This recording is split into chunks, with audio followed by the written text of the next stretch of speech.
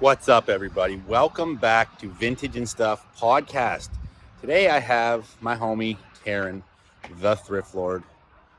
You guys probably all know him already. This is his second time on the show. Super stoked to have him back.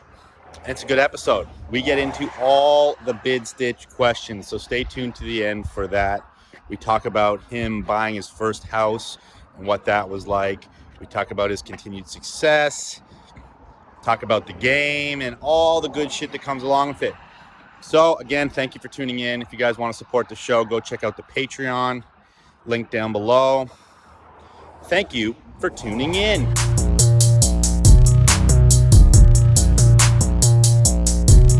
Welcome to Vintage and Stuff with two high fits. Welcome to Vintage and welcome to Vintage and Stuff with two high fits. Welcome to Vintage and welcome to Vintage and Stuff.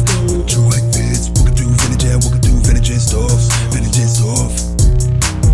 We got vintage clothing by the rack. Yeah, just check out my Insta. How you gon' argue with that? Everything you see, I manifest. I'm an architect. I think I'ma run it back. We got vintage clothing by the rack. Just check out my Insta. How you gon' argue with that? Everything you see, I manifest. I'm an architect. I think I'll have some of that.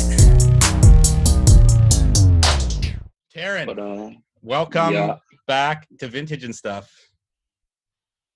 You were one of my first guests actually on the show, and I remember recording it through the phone into a microphone, super ghetto. But that episode actually still has some of the highest views of any episode. Does it have the most or some of? No, you got beat. You got beat. Who beat me? Larry Heller beat you. What the fuck? I don't know. It might be only him, but He's only been doing this for like 2 months. yeah, exactly. He's new in the game. He's hella new. But maybe this episode will beat him out, so who knows? Probably. So I gotta talk about type 2s. yeah, exactly. People love that shit. You and me are good friends. We chat all the time. I probably talk to you more than anybody I talk to in the game, to be honest. Really? Oh, except for my brother. There's not a lot of people I talk to too often, man, because I like talking to you. You're a good guy. Yeah, we can talk a lot of shit. She looks clean, dude. For the most part, until you get fucking fiery and go off the rocker. I never do that. So everyone wants to talk. Everyone wants to hear about Bidstitch. That's for fucking sure. So we're gonna save that for the end, guys. Stay tuned to the end because we're gonna get into all the questions everyone wants to hear from Bidstitch. But first, I want to congratulate you, dude, on your sustained success in this business, man. Like, you know, you've been, I don't know, how long, but 5 years in the game now? What year is it? 2021? 2021, buddy. 2021, 20. I barely graduated high school, so I'm not good at math. Yeah, like 6 years. 6 years in the game. And you've been steady growing this whole time, and you've grown to like a really, in my eyes, a good place. It seems like you have a good business, and a lot of your business is done behind the scenes. Yeah.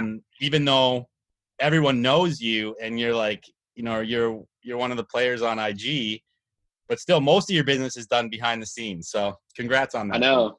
Thank you. It's kind of crazy, like, to think about, because I feel like I'm so like well known on Instagram, even though I still sell, like, I contact all of my buyers on Instagram still, but I don't think I've sold a single piece on Instagram in so long, and I still like get so many DMs asking like, how much? Like, can I get that? Can I get that? And I'm like, I literally haven't sold anything on here in like 2 years, like over like about a year. So I mean, I have my site. So other than lives, like, it's been like a year and a half, almost 2 years since I've sold like a story sale type shit.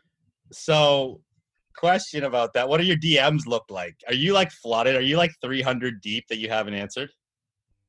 Oh, I'm probably thousands deep. I don't answer like my DMs. And so many people, like, I feel like I've become like known for that. And I remember when I like lived in LA and I still like did bins and I had a lot less followers. I was like one of those people everyone goes through. There's like phases and stages to like Instagram levels of like followers. And everyone always starts off like, oh, I'm gonna answer every DM. I'm gonna answer every every request. Like I'm gonna answer all of them. Like I'm gonna make it a point.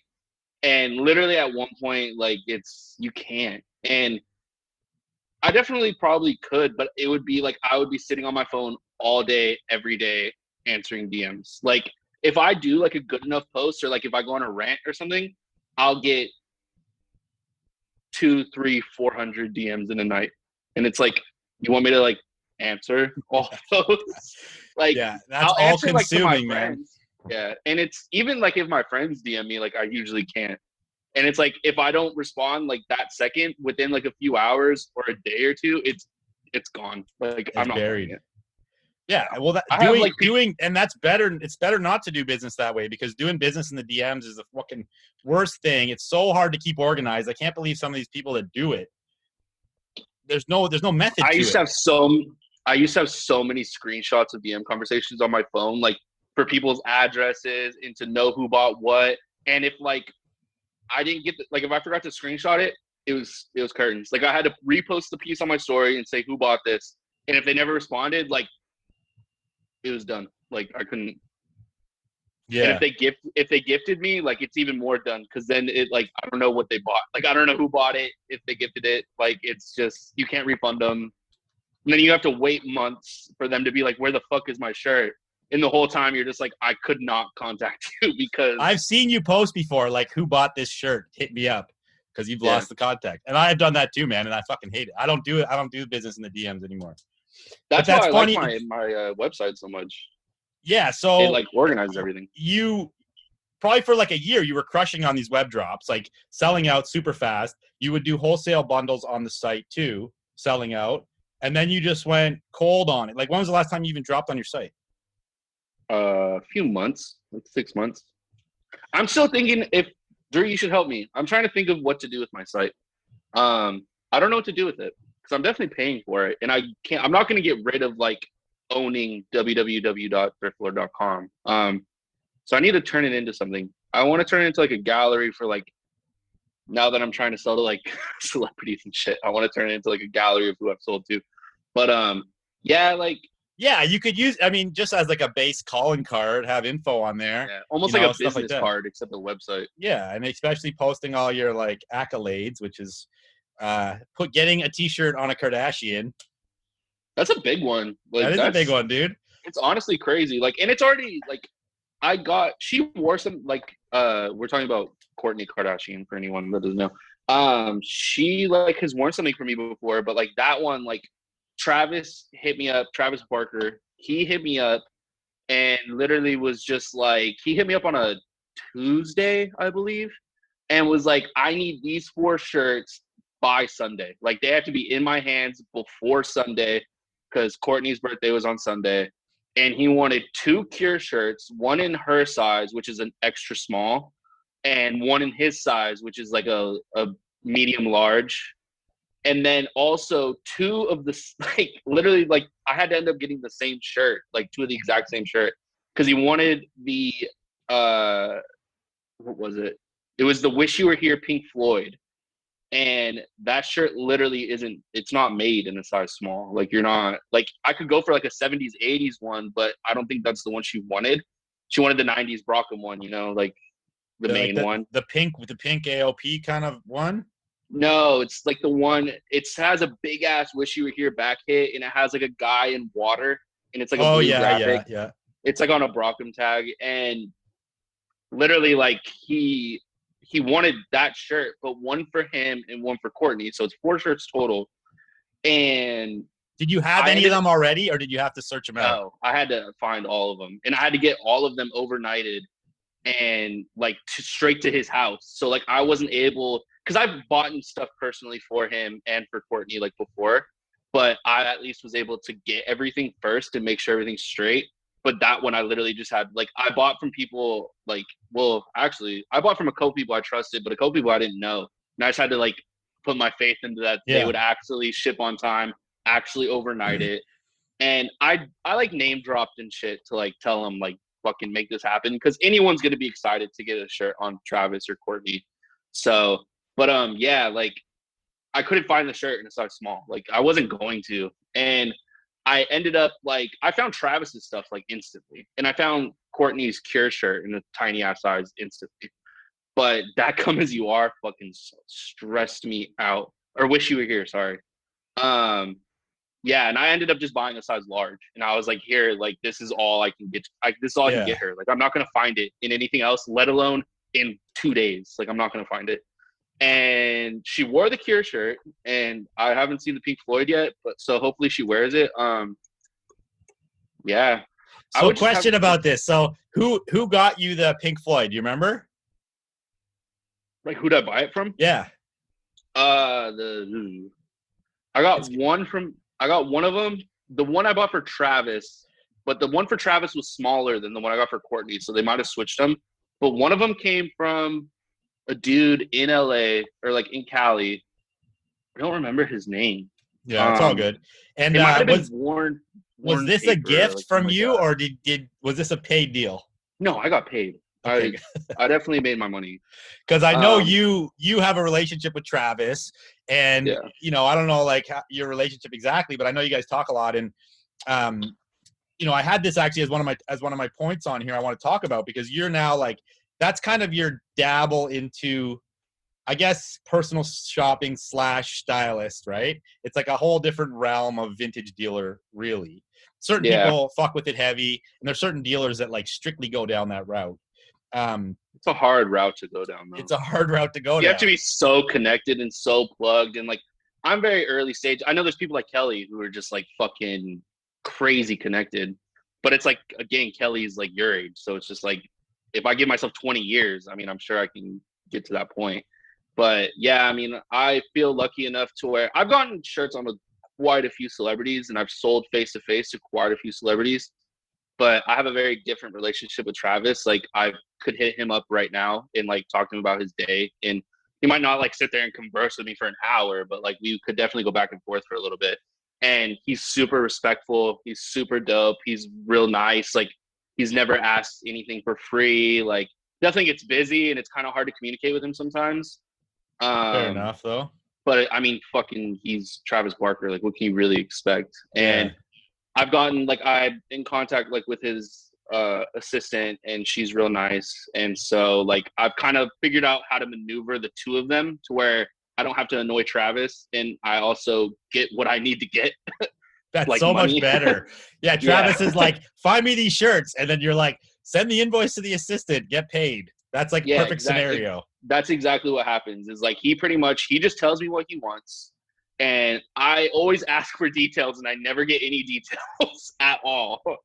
And I literally just kind of make it happen with as fast as I can, and then I text the assistant, and I'm like, hey, Travis got this, and this. It came out to this much, and 5 minutes later, I have money. So it's like perfect. But I've dealt with so many celebrities that are just so like disrespectful and just like rude and entitled, and like they want shit for free. They want let's hear some names. Let's name drop this shit. I won't name drop them, but I've had like some rappers that I've kind of dealt with, and they were terrible. I will tell. I just had an NFL player like reach out to me, and he was like, he wasn't rude, but like he just gave me bad vibes, and like he just seemed kind of dickheadish, like as if like he like would do this deal, like, and he wanted to spend like $5,000 on like a few shirts, and I was just talking to him, and he kind of just like, I don't know, he like rubbed me the wrong way, and I just ghosted him. I was just like, I'm not, and not to be like a dick, but like if he would have ever like said anything to me, I literally just would have been like, I'm dealing with a lot cooler people than you. Like, yeah, it's not always about the money. It's like, if you have this shit it's not hard to sell the stuff that they want, you know? So yeah, they want the craziest shit. They want the craziest shit. And there's a price point. Sure, some of them will pay more than others, but if they're going to be dicks about it, it's not worth it, man. We've had so many ups and downs with celebrities, dude, over the years. I know. I feel like you're like low-key against it. Like you're just like, I don't even want to deal with them. No, I'm down. Like if people are nice, like you say, like, there's people that are great. Like when Mac Miller came to the warehouse, it was like the greatest experience. Him and his crew were super nice people. Like they all, I would have loved to meet. They all vibed. I actually wasn't even there that day, which I was super bummed about. I think I was like at the bowl or something, but they, You know who was like, other than Travis, the nicest celebrity I ever like dealt with like in person or like directly was Jaden Smith. He was you cool told me as about fuck. that. So explain that experience. He was hella cool. It's so funny. I feel like he only like talked to me and bought for me because like he felt bad. And this was like years ago, and it's not like Jaden. Like I sold to him and I talked to him. Like I had a conversation with him for like a while, and like he was super cool. But like it's not like he like directly contacted me like what like how Travis is. Like it wasn't a relationship. Like if I saw him today, like he probably wouldn't even know who I was. But he was selling at Melrose for some fucking reason. Like he was selling like his brand or something. Like it was something weird. And I just so happened to be selling straight across from his booth. Jaden Smith himself was at Melrose selling all day. And literally every single person that went to Melrose that day only went to Jaden Smith's booth. No one, literally every single person, I knew a lot of people selling there that day. No one sold anything. I didn't sell anything. His booth is just swamped like a magnet, eh? Yeah. Everyone's trying to take pictures with him. Everyone's trying to like obviously buy shit from him. Like it makes sense. I feel it. But like to me in the back of my head and probably in the back of everyone else's head is like, you're fucking Jaden Smith. Like you could have popped up on Fairfax. You could have popped up on Melrose. Like you did not need to like take money from all of these people. But again, like I think he did it. He's young. Like he's younger than me. And I think he was doing it because he knew Melrose was cool. It was like a little flea. Like, but anyways, like no one sold shit. Like there was no one in anyone's booth at all the entire day. And I was straight across from him the whole day. And so I was just sitting there watching, like, obviously. And like, so many times, like, we made eye contact. And, like, obviously I was, like, staring at their booth because I had nothing fucking else to do for 8 hours. And so many times we made eye contact. It was, you guys had, like, a vibe going on across the aisle. We had a very intimate thing going. But no, like that's really what it was. Like, and I could tell he did not want to be there. I could tell like he was super like uncomfortable and just like exhausted. Like, you know how exhausting it is selling at markets. Imagine being fucking Jaden Smith selling at markets. And I would kind of like just like give him like a look, or like I would kind of just like laugh, like, you know, like just like some real like normal shit. I think he understood. I could tell like how he was feeling. And so at the very end of the day, he like came up to me and he was like, "Hey man, like what's up? Like what, like just," he came and said, "What's up?" And I was like, "What's up, man? Like you hated it, huh?" And like I was just super like cool to him. Like I treated him like as if he was just like a new homie I had just met. And for anyone that ever wants to try to sell to celebrities, that's the only advice you should ever need and take, is just treat them like they're your friend. Like no matter who they are, treat them like a regular ass person. And I straight up, I roasted Jaden. Like one of the few things I said to him, like I was making fun of him. And he came up to me and he was like, "Hey man, like what's up?" Like da-da-da-da-da, like asking me about what I sell. And I had a whole bunch of like all over print, like American Thunder tees, like NASCAR tees, like just cool shit. And he was like, "Oh, like these are dope. Like these are like similar to like what I'm making my brand about, like this and that." And like we were just talking about what he was doing at the market. And like I was just like, "It's fucking exhausting, huh?" Like just talking about selling. And he was like, "Yeah, man, like this shit's really like a lot harder than I thought it was gonna be. Like it's a lot of people, like this and that, whatever." And he ended up buying like 10 or 12 pieces from me, and I like hooked him up like crazy. And he Venmo'd me the money, and he pulled out his phone, and his phone was straight like busted up, like cracked screen, like just super busted. And I like looked at him, and he like looked at me, and I was like, literally, I was just like, "How are you Will Smith's kid and you have a busted ass phone?" And he just started dying laughing. And he's like, "Man, like I just broke this shit. Like I'm fucking pissed. Like whatever, like just like whatever." And yeah, I remember he Venmo'd me, and I like posted on my story that he Venmo'd me, and I was like all hyped. And then Tyler the Creator pulled up, and I was wearing the Golf Wang Vans, like the ones with the pink midsoles. And I was wearing a stupid ass like fucking 19-year-old kid outfit. I had those shoes with like the bootleg all over print Gucci monogram pants, and then a Pulp Fiction long sleeve. It was fucking sick ass tee though. And Tyler Creator pulled up like right when he like had right when Jaden bought all this stuff, and they were talking like right in front of me. Like they kind of like didn't even like acknowledge me, but like I was just standing there like in the conversation without saying anything. And Tyler like kind of looked at me, and he's like, "Yo, I love your fucking shoes, man." And it's like they're his shoes. It's just like I was just like, "Yeah, you fucking should. You made them." And he just like laughed and like fucking ran off like how you would expect Tyler to. And yeah, like it was just super cool. And I feel like the only reason like it was cool is because I wasn't like fucking weird to him that he came up to me. Like I didn't like stutter and like act weird or scared or like treat him like he was fucking Jaden Smith. And I feel like that's just the key. It's like you just treat them like hella normal. Like Yeah, they want to be treated normal because they're sick of people. They never get treated normal. Yeah, gagaing and oohing over them and like, wanting pictures and shit. Yeah, but Jaden was hella cool. Travis. Tyler was really nice too, but I didn't really talk to him for the most part. I think I said like two sentences to him. My advice about dealing with celebrities is what you said earlier. It's like if they're being dickheads, don't bend over backwards. Feed into it. Don't feed into it, and don't go for the money. It's like if we all stick together on this, then they think they can just get whatever they want. I mean, because that's what they're used to.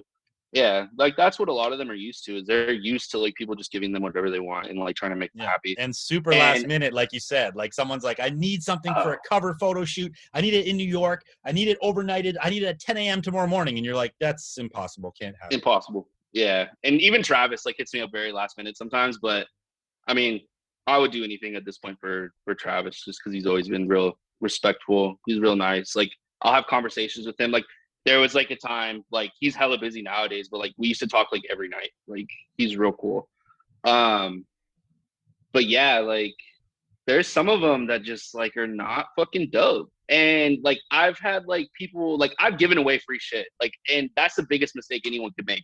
Because the second that you make it like you agree to giving away free stuff, they think that they can get anything from you. And like they think that they can take advantage of you. They know they can take advantage of you. Like they know that like they're gonna be like, oh, like I'll shout you out, like give me this shit for free, like da. Like they're not gonna shout you out. It's not gonna happen. Never. 1,000 out of 1,000 times, if you give something away for free, you're not getting credit for it unless you already have a relationship. Like I give Travis stuff for free to this day. Like I'm supposed to meet up with him in LA literally like in a few days, and I have a bunch of shit for him that I'm gonna give him, and then I have a bunch of shit for him to buy. But it's like that's as like a gift, and he always gives me my credit for the most part. Yeah, it's a reciprocal relationship. You know, it's funny. So I was watching, like my wife watches Keeping Up with Kardashians, right? Which is they're on their last season.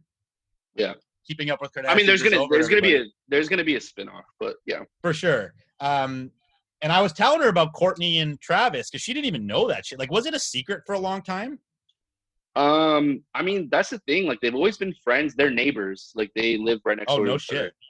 Yeah. So I think they've always been friends. But I low-key think they've been dating. Like, from me dealing with Travis, I think they've been dating for a few months before like they made it a thing.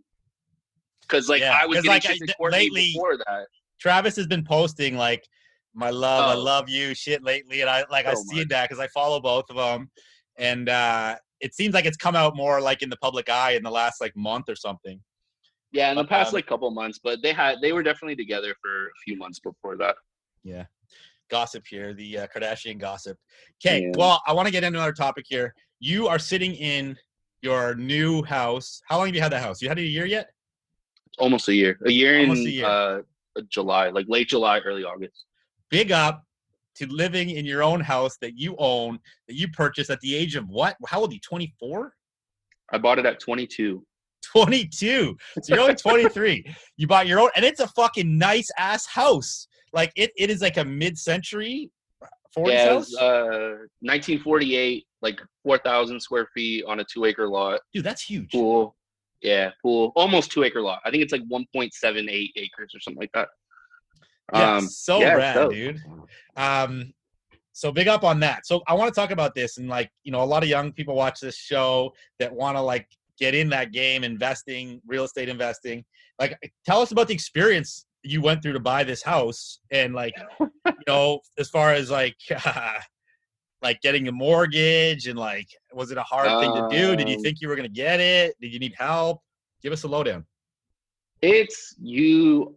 I mean, I'll just say this, like for anyone young that's trying to do it, like make sure you have your taxes straight, because I fucking hate taxes more than probably anyone, but you have to have your taxes straight. Like, don't cut corners. Don't like not claim your cash. Like, don't, I know all the tricks. Like, don't get a shady ass accountant to like make it look like you made $2,000 all year. Like, just do your taxes correctly, because that's the only way you're gonna get a loan to buy a house. You're not gonna buy a fucking house with cash unless you're buying some garbage shit in the middle of nowhere.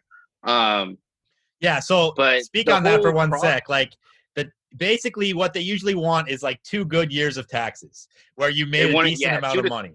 2 to 3.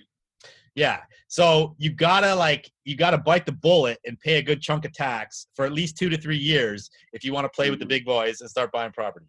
Well, I mean, that's the thing. And like, that's 2 to 3 years. And then every year after that, because they're not going to take taxes from 5 years ago. Like, they want current taxes. So you kind of you got to buy the house within those years. And then if you want to buy more, you got to keep going. But you can have 3 good years and then go back to claiming $0. Yeah. And then, but like, then when you want to go buy another one, you're going to have to do another 2 or 3 years. Yeah. You could plan it, but I would just say do your taxes. Do your taxes. It sucks, but yeah, the whole process was like pretty straightforward. It like required a lot of like work, but I mean, it was just like doing your finances, like profit and losses, your taxes, like pretty straightforward shit. But I mean, once you own a house, it's a fucking beast to deal with. Like, unless you buy a house that's like turnkey, like you're buying a brand new house that like fully furnished, like everything's perfect and brand new, like then you're fine. But like, if you're like, we bought a mid-century house, so like there's like, we redid all the floors, we got fucked over by the contractor, we're doing a bunch of work ourselves, we're repainting everything ourselves, we're gonna redo the bathrooms ourselves, redo the kitchen ourselves. Like, it's, I would say just be prepared to know what you want to do. Like, either buy something brand new and just live in it, and that's fine. Or if you're going to buy something to like kind of create for yourself and do what you want with it, like it's a lot of work. And owning a house in general is a lot of work. Like, you have to do a lot of things that you wouldn't have expected to ever have to deal with, like insurance. I mean, just paying the mortgage, I guess, is kind of like paying rent, but it is a little different, I guess. I don't even know. Like, I've only been a homeowner for like a year. Do you cut your own lawn? No. I have so much. Have you seen how much land I have? No. You got a big ass lot. I could have guessed that, but I don't cut my own lawn, dude. I got my homie who's a landscaper, comes by like every week or two. Yeah, even if I only had like 1/6 of my yard, I wouldn't cut my lawn. And it's like pretty cheap. Like, we have a dude who like cuts everything for $80 like every 2 weeks.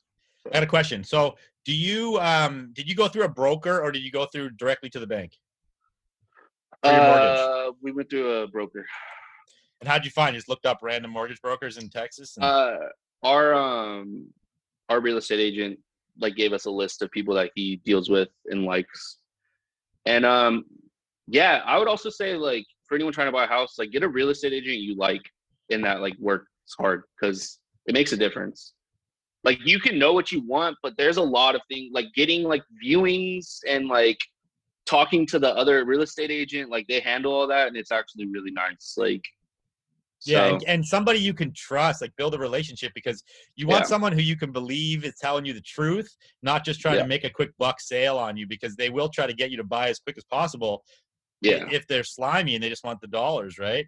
And don't go with somebody big. Like, if you're a first time home buyer, go with like a smaller real estate company with a smaller, younger like agent that like he has something to prove, not like you're just another check. Like, oh, this is my 8th client this month. Like, here's another 20K. Like, just get somebody that actually like they want to make the money, and like they want to have like a relationship, and like you can spot them like that. Like, I mean, we talked to one agent at the first house we tried to buy, and he was like a fucking dickhead. Like, he drove like a fucking M3 like BMW. Like, He was wearing a suit and shit, like with fucking sunglasses. He just looked like a bitch. Like, Classic and example.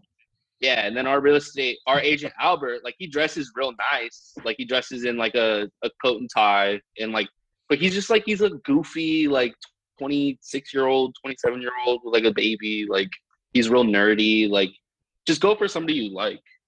Yeah. And quick thing about the mortgage broker, which Taryn did use. A mortgage broker versus a bank. A bank is a bank, and they're going to lend you the money or they're not. You could try to go with the bank. It's harder to get the money from them too. Yeah.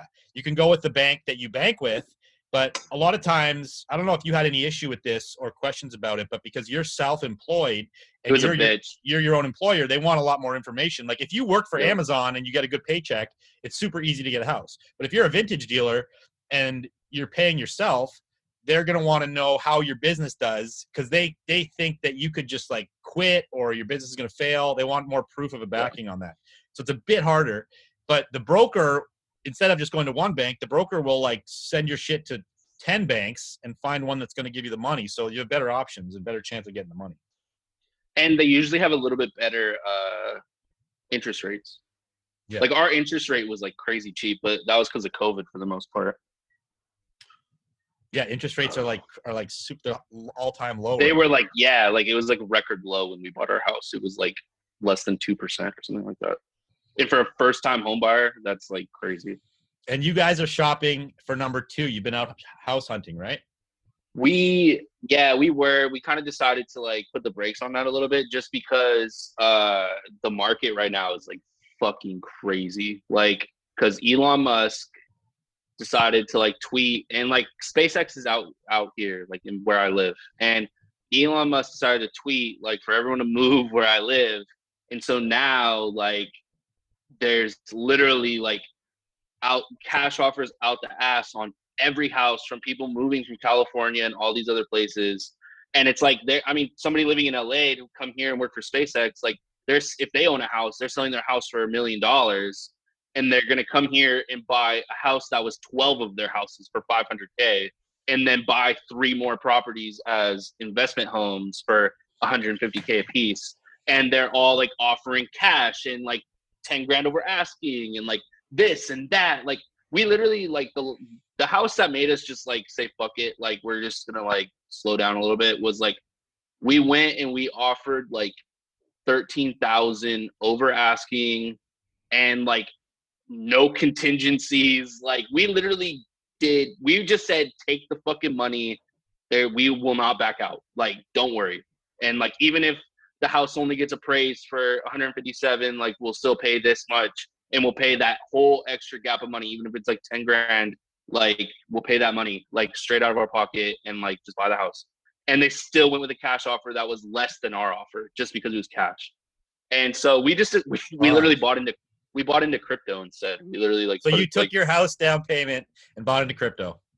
Yeah, we bought some Ethereum. We didn't take the house payment, but we took like a little less than half of it, and we bought like a bunch of Ethereum, and we bought a whole bunch. Like I bought ADA just like as my stupid crypto stock to like buy into and see what happens. Never even heard of that one. It's Cardano. Like it's like another big one. Oh yeah, somebody was telling me about that. Did you get a tip on that? Yeah, somebody else had reached out to me about it, and they were just like, "Oh, like, have you looked into this?" And I was just like, I literally, dude, I think about it, and if I would have bought into crypto when like you and everyone else was telling me to, like, I would be fucking chilling right now. And that's why we bought into it. As I was like, I've been being told to fucking buy this shit for like a year now, and if I would have put this amount of money into it back when people told me to, like, I would be fucking chilling. And so I just bought it, and I was just like, fuck it. So I think it's good. People love this shit on the show when we talk about this, but I think like obviously I've talked about NFTs before, and everyone knows NFTs are fucking blowing up. Like NFT, the NBA Top Shop is popping off. The NFL and baseball is getting involved. The UFC is going to have their own NFT platform like super quick here, which is like, apparently from what I've heard, I'm not really a UFC guy, but I think that'll pop off, and that shit's all backed by Ethereum, right? So Yep. Ethereum has to grow as these other things, as NFTs grow, man. And I don't Because see all it those going like all anywhere. those people making NFTs are gonna have to buy Ethereum in order to make the NFTs. So it's like even if they have to buy small amounts, like somebody But like then the UFU, buyers have to buy it to buy them and then sell them. And it's just like, and yeah. if like the NFL is gonna start making NFTs and like UFC, like they're gonna buy like $100 million worth of of Ethereum to make those NFTs. Like it's gonna be like it's gonna change shit. But yeah, so like I'm happy I bought it when I did. Do you know what's hilarious though? What's that? It's crazy. Like, tell me why. Like I re-looked at it, and this was like 6 months ago. My fucking grandmother texted me and was like, have you heard of this new thing called cryptocurrency? Listen to this. Listen to this. It's actually crazy. And she was like, have you heard of this new thing, cryptocurrency? I just bought a bunch of this thing called Ethereum, and I bought it for like 400 a coin, and now it's at 1,400, and we've made over like $10,000. And right now, like that shit's at like 3K a coin. Like she's like chilling. Like she's Dude. And it's like this is like a 60-something-year-old woman like that was just have Dude. you bought crypto? Like I was like, my dad's been talking to me about it, and it's so funny you say that, because typically with investing and stocks and shit, once like it reaches that level, like once like the general public knows about a stock, it's usually too late. You're like, okay, get out, because it's like too blown. But crypto's like the opposite. Yeah, I don't think that's what's the same with crypto, because people look at crypto like gold. It's like they just keep buying it and storing it, buying it and storing it. There's a limited amount of it for the most part. Exactly. So, I think that's crazy. Yeah, my dad keeps talking to me about it, and like it's all over. I don't know if you remember, but like 2.5 years ago, even at the bowl, it was like all the talk. Like I remember everyone talking about it like 2.5 years ago at the bowl, and everyone was buying if you were to like put money into it then. And yeah, but then the thing was, everybody got fucking freaked out because it was pretty high, and then it went down for like over a year. And I think most people, I mean, hopefully some people kept it, but a lot of people probably bailed. I kept buying it when it was down because I'm like, it's gonna fucking go. And then this last year has been stupid. Like, so money. You're big chilling. I should have put more in. I was conservative. Well, obviously. I was buying it. Yeah, I mean, we all come on. Anyone would say that. Even if you would have bought like fucking 100,000 Bitcoin, you'd still be saying that shit. I'm happy with my investment, but I'm gonna put more in, and I don't think it's a bad play right now. Yeah, I don't think that. I think that in like 5 years, like people should start saying like it might be too late. But I think right now it's just blown up so much in the past like year, but it's like it's still too new to like not continue to blow up. Like it's just this whole wave is just going to continue to keep happening. And I mean, as like things like Ethereum that has like NFTs and like using their blockchain and like all of that, like it's just going to continue to grow and grow and grow. And as that happens, it's just going to continue to go up and up and up. Like at some point, like Ethereum won't be worth more than Bitcoin ever, but like Ethereum could hit like 10, 20K coin. And imagine you fucking have been buying that shit since 2 years ago. Yeah, it has like more practical uses. Well, it's because there's so much more of it. Like Bitcoin, like at some point, Bitcoin's gonna fucking run out, and it's gonna happen soon. Yeah. And then all of a sudden, like a tenth of a Bitcoin is gonna be worth like $1 million because like there's gonna be people that have had Bitcoin since 2010, and they have 40,000 of them or 100,000 of them, and they're just gonna be like, well, I want fucking $10 billion for 10 of them. Like, it's funny. So Ethereum has like an office somewhere. Like it's a team of people working on it, and it's like actually like has a business plan, a model. Bitcoin is like this thing that's just out there in the world that no one's. You have to go find it. Yeah, you have to find it. And nobody actually knows who created it. This is fucked up. Well, the guy has a name, doesn't he?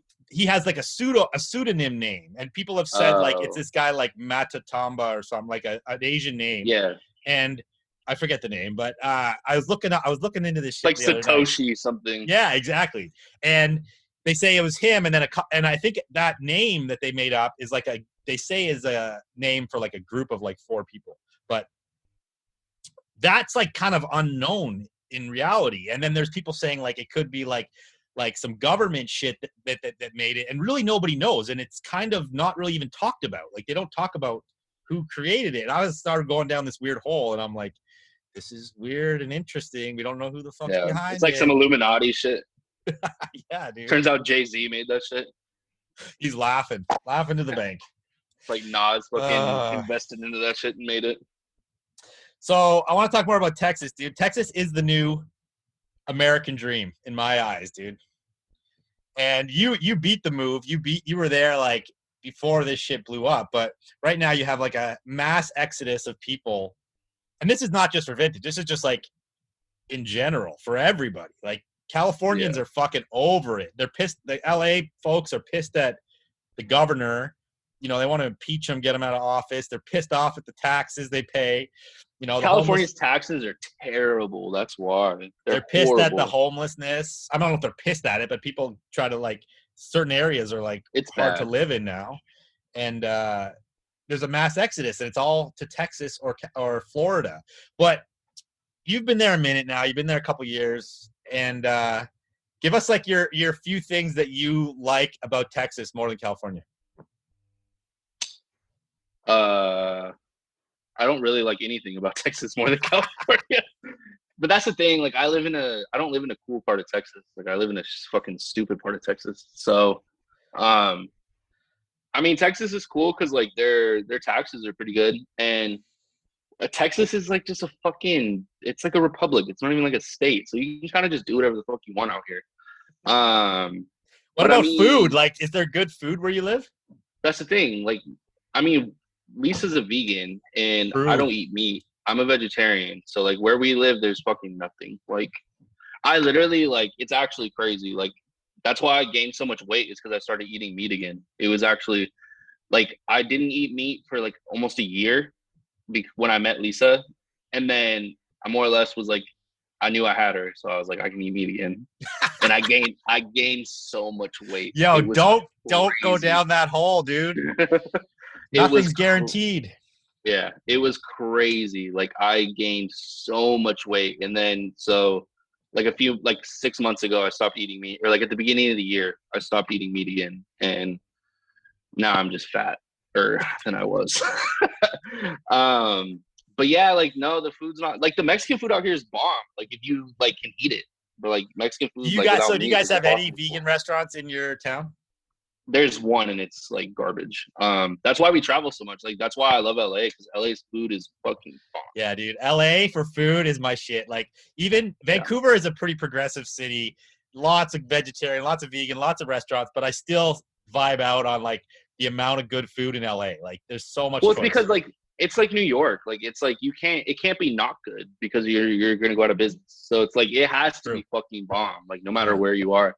And like LA's vegan food is like crazy. Like, it's like there are places that you can eat and like you don't even know you're eating vegan food. Like, I was eating vegan food in LA before like I had ever met Lisa. Like, I just ate it because it was good. Yeah. And like it's definitely dope. I'll happily go eat vegan anytime in LA. I've been to a bunch of spots, and you're right. Some of them you don't even miss it at all. Have you been to Monty's? Monty's on what? That's like my favorite. That's my favorite like junk food, like vegan food in LA. I don't it's think like so. It's like burgers. Like, it's kind of like In-N-Out burgers, but vegan. Okay. It's fucking bomb. It's in Echo Park, but Sage is really good. Yeah, I've been to Sage a bunch. There's a few of those around, eh? Yeah, Lisa's obsessed with Sage. Nick's on Beverly is real fucking good. It's expensive, but like the atmosphere is like really nice. Like that's like my favorite like nice vegan restaurant to eat in LA. I've been there. Crossroads. Sean, yeah, I went to Crossroads last trip in October. Sean shouted. That's Travis's spot. Oh, he owns it? Yeah. Oh, sick. Yeah, I went there with Sarah and another friend of ours, dude. It was super good. Dude, the last time I went, like we were there for brunch, and I got the chicken and waffles. Bro, it was crazy. Their fried chicken sandwich is real bomb too. But when we're supposed to meet up with Travis like next week when we're out there, and I still have yet to get dinner there. So I'm hoping that like he's down to meet up there for dinner, and I really want to try it. But we went for dinner. I remember there was like a pasta carbonara that we had that was really good, and they did some kind of like egg yolk on it, but it was obviously not egg. It was like some other kind of thing. Fuck yeah, it was a really good dinner. Have you been to Ramen Hood? No. Ramen Hood's in Grand Central Market in downtown. And I've been to the market before. Ramen Hood's fucking bomb. Like I used to eat ramen because I lived on 5th and Broadway when I lived in downtown. It was terrible, but I used to go eat Ramen Hood all the time, and like I didn't even know it was vegan like until like me and Lisa went there, and she was like, "Oh, this is a vegan ramen spot." And I was like, "That shit's vegan!" Like, and I was eating it like when I ate meat and everything else. Like I just ate it because it was that fucking good. And dude, Ramen Hood's bomb. Like you should definitely go there next time you're in downtown. I eat a shitload of ramen in Vancouver, not vegan, but it's all about the broth, and like you got to get a good flavor broth. So like their vegan broth is really flavorful. It's amazing. Yeah, they use a sunflower seed broth, dude, like a sunflower seed. Salivating right now, dude. I'm hungry. It's dinner time. They use like I think they're called like I don't know. They're these types of mushrooms, like dried out mushrooms. That shit's I hate mushrooms, but those mushrooms they put in there are crazy. And then they have like the vegan like egg yolks, like like you get the eggs like in ramen. It's like that, but vegan, and they literally taste the exact same as like eggs. Like it's actually crazy, and that's like another one of Lisa's favorite spots. Got to get on it. Got to check it out next time in LA. I think are you going to bowl then when you go to LA? Yeah. You're just gonna turn up and say what up to the peeps? Are you gonna be out there? Yeah, me and London are going. Not this trip. It was such a nightmare coming home, dude. I'll tell you that story another time, but really, the cross-border thing is such a bitch right now. It's not worth the effort and not worth I had to like stay home for 2 weeks. So it's like, dude, I literally, if I would go to this bowl, I would have been back to work for a week to go to the next one. last bowl, and then I'm gone again to the next one, and then I'll have another. It's like, it's too much. I want to get. You just pay somebody you trust in LA to do it for you. Well, actually, are you going to sell? No. Yeah. Okay. I have the 2 booths to give away. Like, I need if anybody wants to buy my booth, it's fucking prime ass spot because people know we're there. Yeah. Fucking F is in Frank's Roseville booth is like famous. Like that shit's like everyone knows where that shit is. You should give it to London for Bidstitch. Like we should. I'd happily do that. If he's probably not enough time 1 week to get ready for that, but. Well, yeah, but like maybe for like April or something. Another month that I don't go. Or fucking April, like sure. June or July. Yeah, 100%. We'll get into Bidstitch in a minute. Got a few more questions for you. Let's talk about virtual quickly. I know I haven't talked to many. Well, I talked to a few people that went, but I know you went, and I know you talked to me about it. I talked to you, but yeah, I did. But the people don't know that, so you're gonna talk about it again. These people aren't gonna get my full story. No, but give us your your overview, the vibe, like maybe like who was crushing it out there. Your thoughts on it? It honestly wasn't like it wasn't as fuck. I don't want to talk shit, but like this isn't talking shit, but it wasn't as cringy as like it could have been, and I don't think that's a very problematic. That's a positive statement. Yeah, like it definitely could have been bad. Like it could have been terrible, and for the most part, it wasn't nearly as bad as what I feel like a lot of like older heads or like OGs or like just people that don't fuck with like that whole side of Instagram vintage.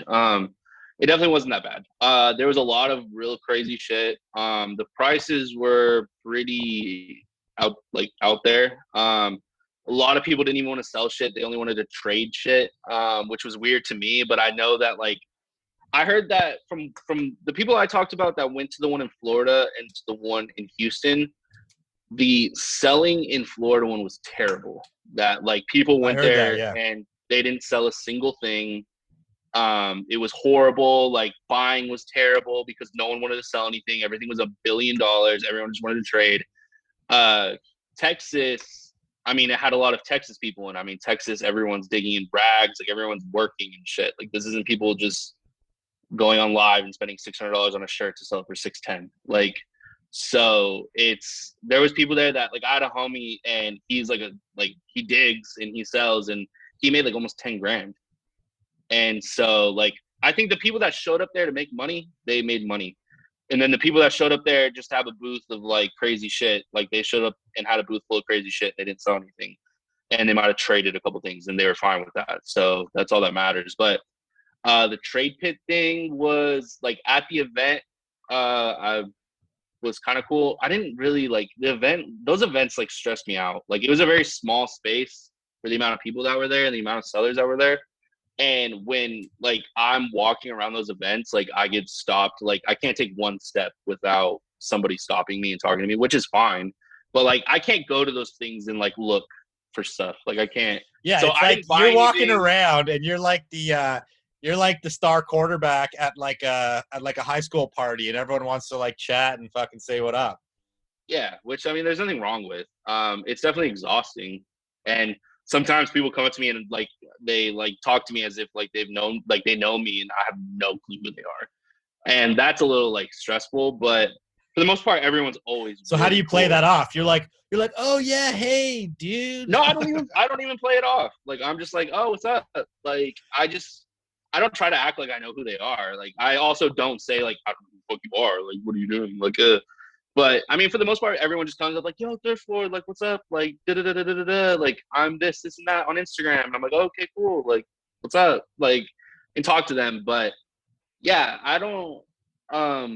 People ask for pictures sometimes, which I've always thought was really weird and funny. But for the most part, everyone's really nice. And you went there and you saw a million people that you've seen on Instagram for so long, and then you finally get to meet them in person, and that's always really fun.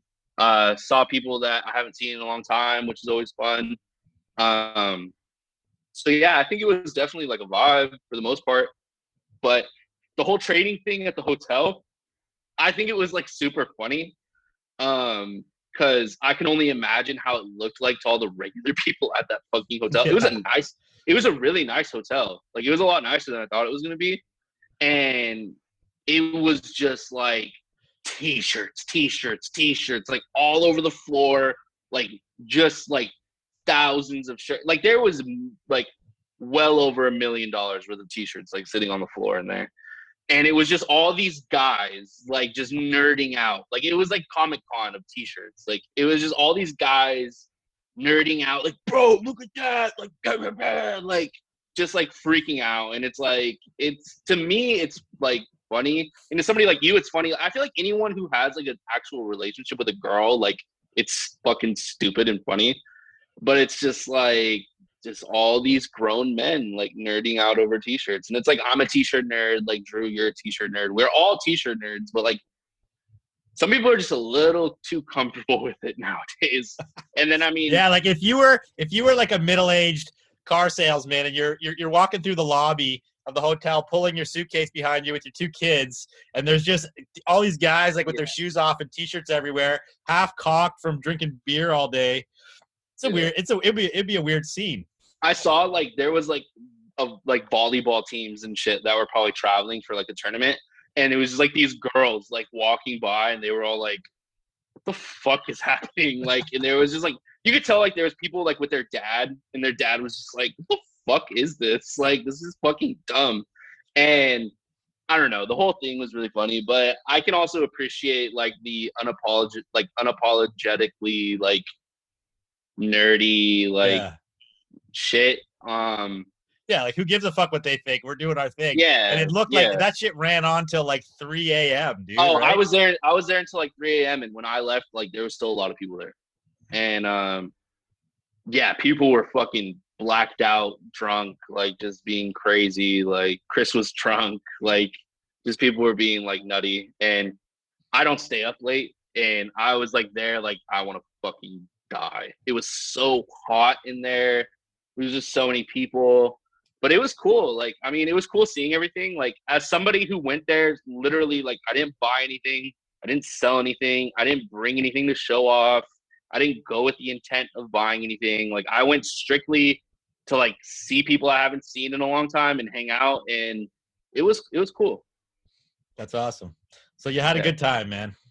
Yeah, it was fun. Also, we got to shout out Full Court. They opened up that weekend.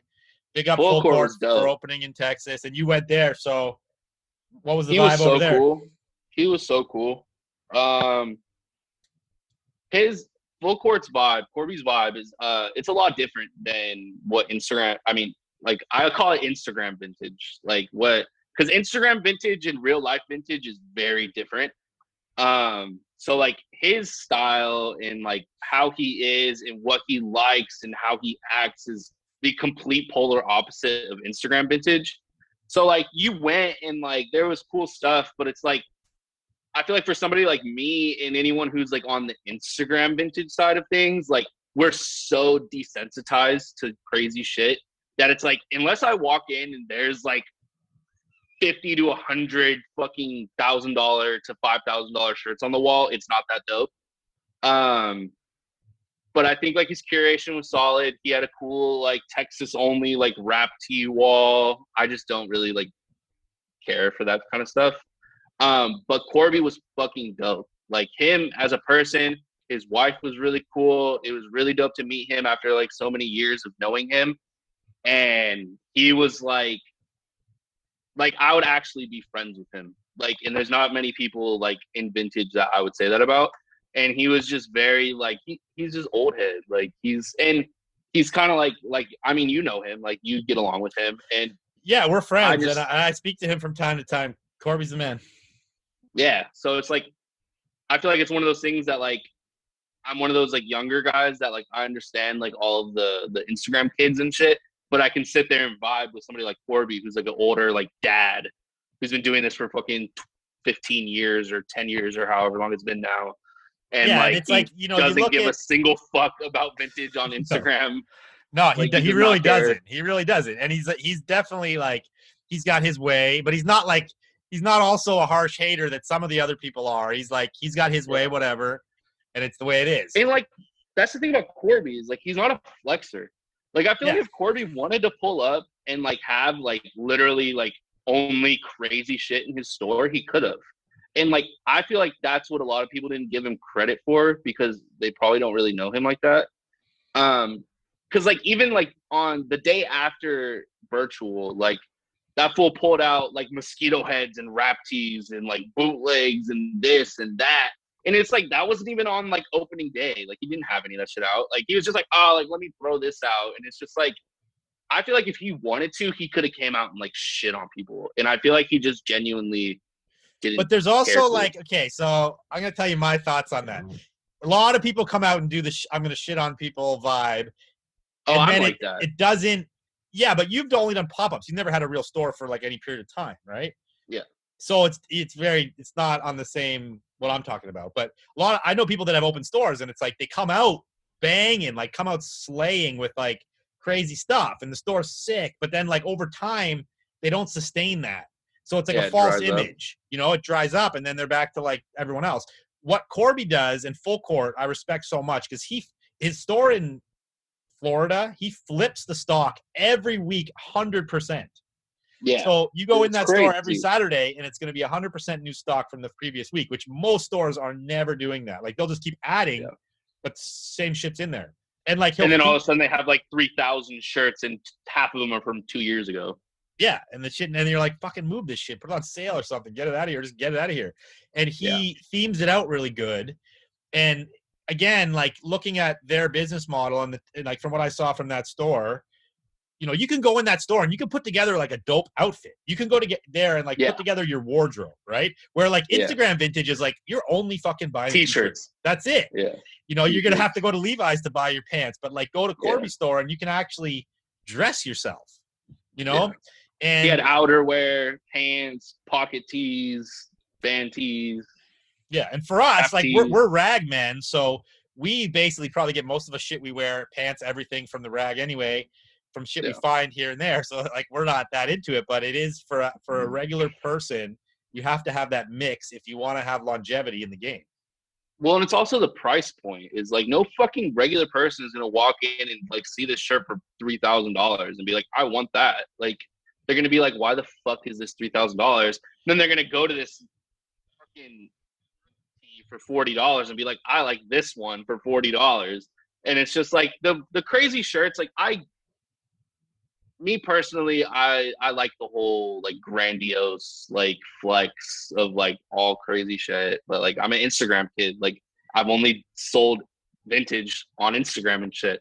Like other than markets and stuff, but like I started on Instagram. I'm still on Instagram. But it's like there's a big difference. Like you're not selling that shit to regular people. Like no, like you're caking on $15 to $50 shirts to regular kids that don't really care. Yeah. And it's and like that they'd brings rather me back to like your business model now. It's, you know, on IG, we only see the best shit, but we all know that you're wholesaling and probably making a lot more money on a regular basis, wholesaling regular shit than you make on the grails. So everybody out there, you got to understand the flex is just a flex, but in the end of the day, most people make their money on reg. Yeah. I mean, I'm doing like, I literally, what's today? Saturday?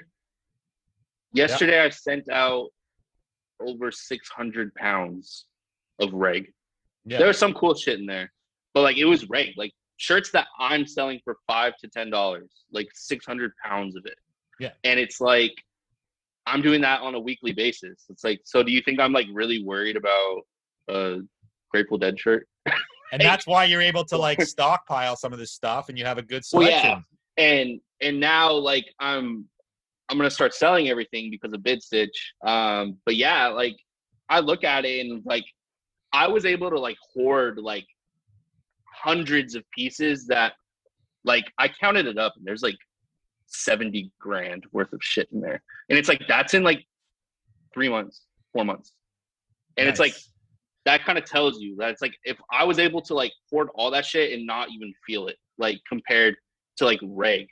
Yeah. So it's just like, all that cool shit's cool, but it's all just Instagram shit. Like it's all just like, it's a highlight reel. That's all Instagram is. It's like, it makes you look cool, but it's like anyone that's only posting crazy shit and you know that they only have that crazy shit, they're not running a business. They're just running an Instagram. They're Instagram celebs. Like they're Instagram influencers. They're usually paying up for it.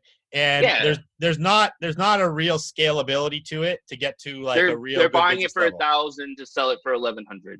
And it's like, if you think about it, and I love saying that, to listen to like those people that do that be like, oh, well, $100 profit is $100 profit. They're not businessmen. They're just following a trend to look dope. And that's fine if you can own up to it and be like, oh, I just want to be like a cool Instagram t-shirt guy. Like I like the t-shirts. I want to collect them and wear them. And I want to look cool for all these other people. Like that's fine. But there's a big difference when you start acting like you're the shit and like you're acting like, oh, like I've been doing this, like, oh, like I have the dopest shit, like, oh, like I'm doing more than anyone. It's like, no, like you're not. Sit like, down. At all. Yeah, it's just like, yo, like I've seen 500 of you come and go in the past years I've been doing this. Like, yeah, it's it's a big topic. We always talk about this because it is interesting. These people, you know, they come in, they spend all this money and they flex on the scene. And my train of thought was going to, it's not always a bad marketing tactic for a while, because it's like you can build your following. It's not sustainable though. Yeah, it's not sustainable to be only selling those pieces, but like somebody could use it as a marketing tool to build up and then like branch into more, right? Like, you know, I look at round two. Round two did that a lot. And like nothing against them. Like they flexed hard. Like, I don't know if you remember when Sean would only post Polo when Polo was super hot. He went crazy on Polo. Big up to him. He blew himself up in the beginning by posting fucking Polo. And smart guy, Mark, I'm sure he loves Polo, but like, it's just like some of the t-shirt guys are doing that now. But you have to, like you said, get into something else because that's not sustainable and you got nowhere to go. Well, and it's just like, I don't know. For me, it's just so like, and it's so funny to me because I mean, like you said, like I'm 23. I'm not old. I'm younger than all these new guys, like for the most part. And it's like, I sit there and I'm just like, I know what you're doing. And I know that you just bought that shirt and then now this guy has it. And then 2 weeks later, this guy has it. And then a week later, this guy has it. And then a month later, this guy has it. So it's like this shirt within 2 months has gone through 6 people's hands. Who made the money? Like you bought it for $1,000. It's worth 800 maybe, and now it's gone through 6 hands. So what did this guy pay for it? And then you talk to this guy, and he's like, "Oh, I paid 1,100." And it's like, so who sold this shit? Who sold it for what? It's like you sold this shit as guy 1. You probably sold to guy 2 for 11. Guy 2 sold it to guy 3 for like 1,000, and he was like, "Fuck it, like I can't sell it. I'm just gonna take $100 loss. Fuck it." Guy 3 sold it to guy 4 in a trade, and which is fine.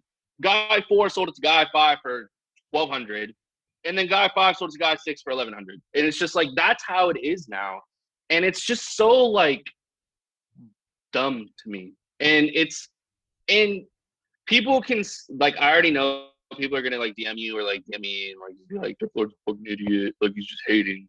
And it's like it's not hating. Like I know that's what's happening. Like I've done this a long time. I know what it's like to buy something, and I know what it's like to get rid of it for not that much. I know what it's like to buy something from market and to try to sell it. I know I've done this. Like I've bought stuff because it's cool and hoped that I could sell it for more because it's cool and I'm thrift lord. Like I know what it's like. Like I get it. And it's just like you have all these guys that are doing that times 30 on 30 different shirts. They look cool because their whole Instagram feed is all these fucking crazy shirts. And they're on live spending $2,000 on a shirt. And like they look dope. They're throwing around their money at the strip club, like type shit. Like they're flexing, like they're doing their shit. But at the same time, it's like those people aren't making any money. Like I guarantee you I just put more into crypto 3 days ago than that person has in their bank account. And it's like, y'all are watching the highlight reel on Instagram. That's all it is. It's like you're seeing the best of that person's life. And if all they're posting is bootleg rap tees, that's the best of their life. Like that's all they have. So it's just like, you can't fall for it. And I feel like a lot of people now, like they fall for it. And they're just like, "Oh, like this guy has a crazy collection. He must be dope. Like, oh, he must have money." And there's some people that are buying shit for crazy amounts of money and they have money. Like I can name a few. But those people are also doing shit in a different way. They're not selling that shit to other people that are selling it to other people, to other people. Like they're doing shit in a different way. And it's like you have to like really pay attention and to know those people and to like be around long enough to see it full circle. And I don't know, like it just bothers me. Like it's none of my business. Well, no, but it is our business because it's actually our business and like our community that we fucking deal in.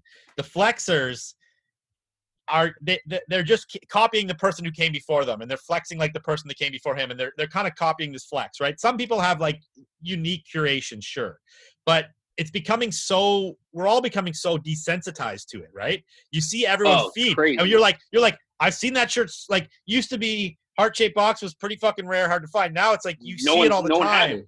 Yeah. Or like all these different shirts that you know they are rare, but there's too many people in posting it, which makes it so desensitized to me. And I'm you know what's funny to me is all these people. I was talking to Sean about it actually. Amazon Benzer. He recently got banned off of Instagram, which is hilarious. Yeah, he told me, which is so fucked because it wasn't even like some conspiracy shit. It was he literally like he talked shit. He talked shit about somebody, but in like a funny way, and it wasn't even. He didn't even talk shit about somebody specifically. Like he didn't call out a name. People reported him for just putting up a meme or some shit, which is super whack. How we're becoming censored in America. Like you can be banned from Instagram for making fun of like an emo kid. And you're not even a specific emo kid, just emo in general. Yeah. It's super like, I mean, that's why people say like snowflake and shit. It's just super hypersensitive. But anyways, like I was talking to him about it. And because, I mean, Sean, a lot of you probably have no idea who Sean is. You probably think we're talking about Sean Waterspoon. But he's like, he has crazy like music shit, but like actually crazy music shit. Like we're talking like 60s and 70s, like true original, like like he recently got a knit sweater vest that Bob Marley wore on stage. That was actually his vest. Yeah, he told me not to tell anyone, so I don't know if you gotta. You did not tell me not to tell anybody, so it's a fair game. Okay. But yeah, it's just like he has crazy shit, and I was talking to him about it, and he was like, "Yeah, like I can't fuck." Sean goes crazy, so like I won't even say what he said, but like It was along the lines of like, I can't believe how many fucking of these people and kids like are talking about how fucking crazy this shirt is, even though 10 of them are posting the same fucking shirt. And they're all like, this is so rare. I've never seen this one, when like you're gonna see it next week in somebody else, and then like 10 other people have it and you've had it 10 times. And it's just like, that's where it's becoming like the whole desensitizing thing, is because so many people have so many crazy things now. And it's like a heart-shaped box is a perfect example. Like a heart-shaped box, a few years ago, like you didn't find that shit. Like it was rare when somebody had one for sale because they were just so hard to find. And now there's just so many people buying shit that you just see them so much more because people aren't digging for them. They're just going on eBay and buying them for $1,100 and then selling them for $1,500 and post. They want the post, and then they have it. Then they sell it to the next person and they post it. And then now there's another one. And it's like all these shirts that used to be rare, even though they made millions and millions of heart-shaped box tees, like they still were rare to pop up. But now it's like, I went to Virtual, and that's actually would have been a good thing to say. I went to Virtual, I saw at least 10 people wearing a heart-shaped box shirt. Damn. And it's like, you would have never seen that before. Like, you would have never seen that, like, except this is in a new, like, flex hype era, to where if you go to one of those places and you're not wearing your most expensive shirt, you're a bitch, like, type shit. Like, you have to go, you have to flex. Like, you better be posting a heart-shaped box once a fucking week, along with 5 rap tees and this and that. And it's just like, it's kind of ruined it. Like, it's kind of just like, I feel like you just pulled one. Like, you pulled a heart-shaped box, and I'm sure it was fucking sick, but I'm sure it felt a little less great than if you would have pulled it 3 years ago. I mean, a heart-shaped box to me is dollar signs. That's it. It does not interest me. It's the same. It's the same to me. But even then, like, I feel like, I mean, I get hyped off of posting shit too. Like, I mean, I get the thousands of likes. Like, I know, like, it's great. I understand that. But it's like, if I pulled a heart-shaped box tomorrow, the only reason I would be hyped is because I've never personally pulled one. But other than that, like, it wouldn't go, like, it wouldn't be as crazy as it would have been 3 years ago, like, pulling it. Like, it's because now everyone has one. Like, it's normal. And it's kind of just like, it's kind of made it to where it just means a little less, you know? Yeah. It means a little less. The sad truth. Shed a tear. Shed a tear for the game. That's why I gotta take breaks, man, because I get burned out on social. I get burned out on the t-shirt thing, like, pretty so often. And it's like, yeah, I gotta fucking distance myself from it for a bit. And then I come back and I get stoked to get on it, and then I'll get burned, and because there's just too much of it. It's too much going on. It's like I need to, like, take fucking quarantines from Instagram feed, man. Honestly, like, if I didn't have a big ass following, I wouldn't post on Instagram anymore. Like, I don't even care to do it. Like, I don't even put hashtags anymore. Like, I don't even really care anymore. And I feel like it's because of that. Like, it's just so much less cool, like, to me. Like, it's just, no one's posting shit that they actually found. Like, no one's posting shit that they actually like. No one's posting shit that, like, they have a cool, like, story for. Like, people are just posting the same shirts over and over again. Like, and that's what a lot of people did say about Virtual, is you pretty much were just walking through lanes of copy and pasted booths, because everyone had the exact same shit, exact same style of shit, maybe, like, varying a few tees. Like, there was, like, somebody had, like, a Xanax tee that probably no one else had, but that Xanax tee was $3,000 and it didn't sell. And it's like, you kind of just walked through, and literally by the time you, like, fully looked at everyone's booth, you felt like you had looked at one big booth. Like, you felt like you just went to the F is in Frank booth at Rose Bowl and just looked through 1,000 t-shirts, compared to, like, if you actually go to Rose Bowl, you see a shit ton of t-shirts, but then you'll kind of stumble onto this person who's selling, like, boho girl stuff and, like, true vintage, and, like, this guy's only selling denim, this guy's only selling, like, military. Like, you literally, like, you just walked through Instagram. That's what it felt like. And it was just like, it made you not care as much. Like, it kind of just, like, you get like decision fatigue. If you're, like, flipping through tees for, like, the whole day, you went through, like, 5,000 tees on a rack, you're like, by the end of it, your brain is like, I don't even know if that's cool anymore. Like, what the fuck? You just, like, you took in way too much shit. Totally. And I feel like that's the problem. Is like, even if you had crazy shit, it's like no one bought it because they like The they don't next know guy what's at the had it. next one. Yeah. Yeah, or the next guy had it. And that was the thing that was so funny is like me and my homies, like we kind of like ended up playing like a game to where we would go and ask this person how much the shirt was. We go to the other booth that had the exact same shirt and ask what they were asking. Go to the other booth, ask how much they were asking. And it was literally like, this person's asking 1,000. This person's asking 15. This person says it's trade only. And it's like, why would you say it's trade only when there's 3 of them? And it's just like, why would I trade it with you at that point? It's just like, and I don't know. It's just so weird. Like, I don't know. I don't even know where I was going with that. It's a 1 year span. The whole game is flipped. Let's get off this topic. I just want to say, shout out Chris for doing it. I think Chris, Chris killed it. Yeah, he killed it. It's a wicked concept, and I'm glad he's doing so well. And one thing I did want to mention when you talking about Jaden Smith thing earlier, did you guys actually sell together at the flea there? No, that time no. But did you used to do that, like selling together? Yeah. So we you originally, like when you guys first started doing the Melrose thing, you both. Well, that's the thing. Like, I wouldn't sell every weekend with Chris. Like, I would kind of do it like every once in a while. And every time I sold there, it's impossible to get a booth at Melrose. And like Chris had a really good spot, and he had a really good space, and he had it every week. So it's like whenever I would want to sell at Melrose, like Chris would let me sell with him, and it was always fun. Okay, I have questions from Instagram. Are you ready? God. Are you ready? I'm gonna shotgun these, so I'm just gonna answer them, and we can just run through them. Okay, this one's from 239 Vintage. How do you feel about flash sellers and new people trying to make a quick buck? We kind of touched on this, but give it an answer. What does flash sellers mean? Like people just selling crazy? Yeah, shit? like people that came in quick and like have just like bought into the game, or like they're just like in and out, or. I mean, that's so many people now. I know, it's like half of everybody. I think to me personally, I think it's obvious.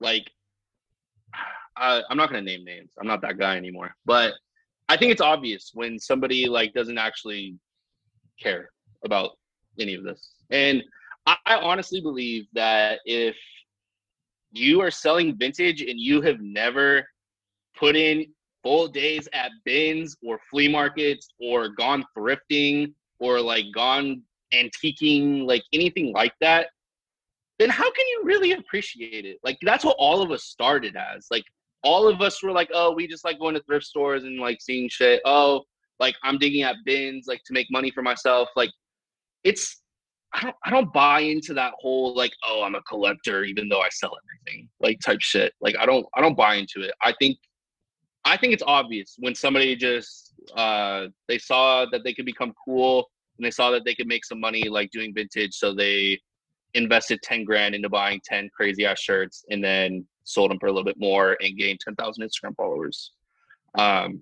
That's me personally though. I think it's fucking stupid. So I think it's obvious. You see through the bullshit. Those people are like, there's a lot of them out there. They're buying into the game. They're flashing the pan, I guess, and they'll probably. I'll just say this: they're all like the obvious like little reality TV looking motherfuckers. Like they're all like the ones that are all loud and obnoxious that have been doing this since COVID. Like it's obvious. Anyways. Okay. Next question. This one comes from George Coates _ Do you think any tees will ever sell for over 100K? Yeah. Okay. Just straight up, yes. We got a yes. Yeah. From the I mean, why wouldn't they? Like, at some point, like it's not gonna be fucking 90s shirts. It's gonna be shit like what Sean has. Like, it's gonna be like an original fucking Iggy Pop shirt from 1973 that there's 5 of, and like some billionaire that's like 65 like wants it because he went to the concert, like type shit. Like the shit that you put in a frame. Like some shit that you hang on your wall. Yeah. It's not going to be a heart-shaped box hitting for 100K. And I mean, this is a crazy market. Vintage is a crazy market because like Bitcoin, like it'll run out. Like not necessarily vintage in general will run out, but vintage tees that are dope now will run out. Like at some point, there's not going to be any more Fuji's bootlegs. And what happens when there's none left? They're all in collections. They're all destroyed. They're all cut at rag houses. They're all in landfills. Like, there's going to be a time when that happens. Yeah, it's like never runs out, but the supply slowly decreases as time goes on. So, like, we used to find so much more real denim, right? Like 10 years ago, 20 years ago, and now it's like so rare. So, like, it comes out once in a blue moon, but that the supply goes down as time goes on, for sure. So, yeah, it's definitely depleting source.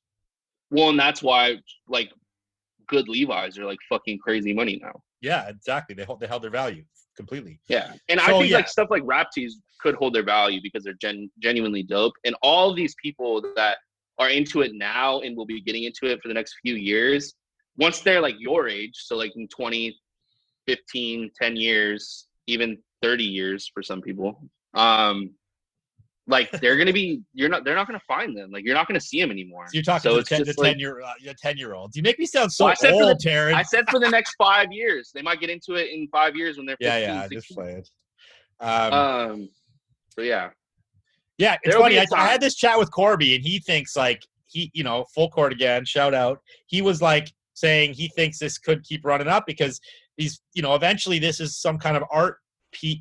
It has art, like, I don't know the word, but like you can view it like art, like, and art goes up crazy, right? So certain things over time, like, have attachment to times and culture, right? Like significant times. I'm not a big fan of that. Like, I hate when people say that to me. Like, say that, like, oh, it's an art piece. I understand, like, the idea behind it. I understand what Corby meant. I don't like it, though, when people, like, are like, oh, it's art. It's an art piece. Like, the reason art is worth so much is because it's the original by the artist. Like, you're going to try to compare fucking Mona Lisa to a Mona Lisa shirt. Like, they're not even comparable. And it's like, art is so great because it was made by somebody. And it's but you should also, like, even a print from a certain artist can be worth. Prints aren't worth anything. Not always. Some prints can be worth bank if it's like the right prints. No. You're like, right. Do you mean like lithos? No, I mean, like, if you have like an original of like 1 of 100 print of something, that's a litho. And those are worth like $1,000, but like, you could have a litho of a Dali. Like, I have a few, and like they'll be worth like 1,000, 1,500, 2,000. But the original's worth 100 million. Like, yeah, totally. Yeah, I'm not an art guy. I don't know, but I definitely could see like it going up. But like you said, I believe what you said. Like, I thought about this answer even before we talked because I read these questions. But it's like it has to have a provenance. Like, it has to have a provenance to it. Like you said, somebody wore it, or it was like a Woodstock T-shirt that only the crew got. Like, that shirt to me is like always going to go up because you're like that. There was like 20 or 50. There's only 20 of them made. Yeah. And like somebody that can relate to it and be like, I worked at that fucking Woodstock and now they're millionaires and they're like, fuck it, like 100K for that. Like, I need that shit. Like, that could have been mine. And that kind of shirt could be in a museum. Like, that kind of shirt eventually could be part of like an exhibit for Woodstock or something. But the only thing that I think can compare, like, merge art into T-shirts is 1 of 1 originals by artists. So like, if you have a Don Rock tee, who, like, I have his phone number. So it's like, this isn't right? Like, well, Don Rock did original screen printing in like the 80s for like Butthole Surfers, and he had Terror Worldwide. So like, he had his own like T-shirt business, but like, he did all of his own screen work. He just has like crazy designs, crazy graphics. Anyways, but like, if you get me like a 1 of 1 in 40 years of Don Rock's passed away, and like, there's no more, and this is like his 1 of 1 test print for this like crazy Butthole Surfer shirt, and it's the only one. That's the only time that I think it can compare, because it's a true artist that has value, and it's the only one. It's the original. So it's like, that's the only time I think it makes sense. Like, if you have an original Michael Rios, Heaven Smiles, like his 1 of 1 that he only made for himself, or he only made it for this specific friend or this specific artist, like, that's the only time when I think it can compare. And then you look at like lithos, which are like 1 of 100 artist signed prints, proofs. Like, that'll be like, okay, like, made these shirts for Butthole Surfers. He made 500 of them. They sold at this show. There's 500 in existence. He's passed away. they are now worth $50,000. But this one of one that was made for one Butthole Surfer show for the lead singer of Butthole Surfers is worth $1 million. Yeah, Like yeah. that's the only time that I feel like it can compare. I like that you're an art guy. What's your what's your most valuable or favorite art piece that you have? Do you have any originals? Yeah. I don't have any like fucking. I'm not rich. Like I don't have any crazy originals. But I see you guys. You guys go antiquing. You go to estate sales. That's the kind of places you're gonna find like interesting pieces, yeah, and you probably just buy what speaks to you at the moment, right? Like whatever you like. yeah. Like I have like an original Paul Maxwell piece. Like it's only worth like 1,200 or something. I have a lot of lithos. Like I have Andy Warhol lithographs that are like one of a couple hundred or one of 100. A couple Dalis that are like one of 100. I have this really cool like Hanna-Barbera. It's actually right there. Hanna-Barbera Flintstones. That's one of I think 500. That one's worth like 2-3 grand. And I don't know. I just like art. Like my mom's an artist. Like I grew up around photography. Like I used to like take pictures a lot. My brother took pictures. I grew up looking at George O'Keeffe books. Like I grew up liking Basquiat. I grew up liking artists. So I definitely like it, but I just think that the whole t-shirt comparison to art is funny. Like it's not that I'm a big art head, because I'm not. Like I can respect art. Yeah, but you are more than a lot of people. Yeah, I just think I grew up around it. So now that I have like, and that's the thing, I've never. Hey man, like I think your description of your view on it was very succinct and like it makes total sense to me. Yeah. So, I don't know. Well, I don't know what my favorite one would be. Okay, well we're gonna move on then to the next question. This is at NW_relics. We have, do you think vintage has hit its peak and plateaued? Is it still going up or will it be going down? Oh man. This is kind of like a weird question because it's loaded. It's like vintage as a whole is like, it's very hard. Can't talk about it as a I whole. think that vintage right now is in a space that if somebody does the right thing, it could go extremely up. And if no one does anything, it could go down. Like I think Chris is in the perfect position to blow blow vintage out of the water, like, and make it into a mainstream thing. Chris has built something around him that is marketable. He's already marketed it. He's already been in the process of doing bigger things with it. And I think if those bigger things are done correctly, it will definitely catapult vintage into like a mainstream fashion sense, kind of like a streetwear, like Off-White, Supreme type shit.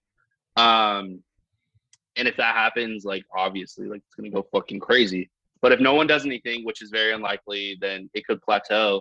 But I think there's a difference. Like I feel like people that ask that kind of question, like they're talking about trends. Like is it plateauing or dropping if Disney shirts are now not worth anything when they used to be?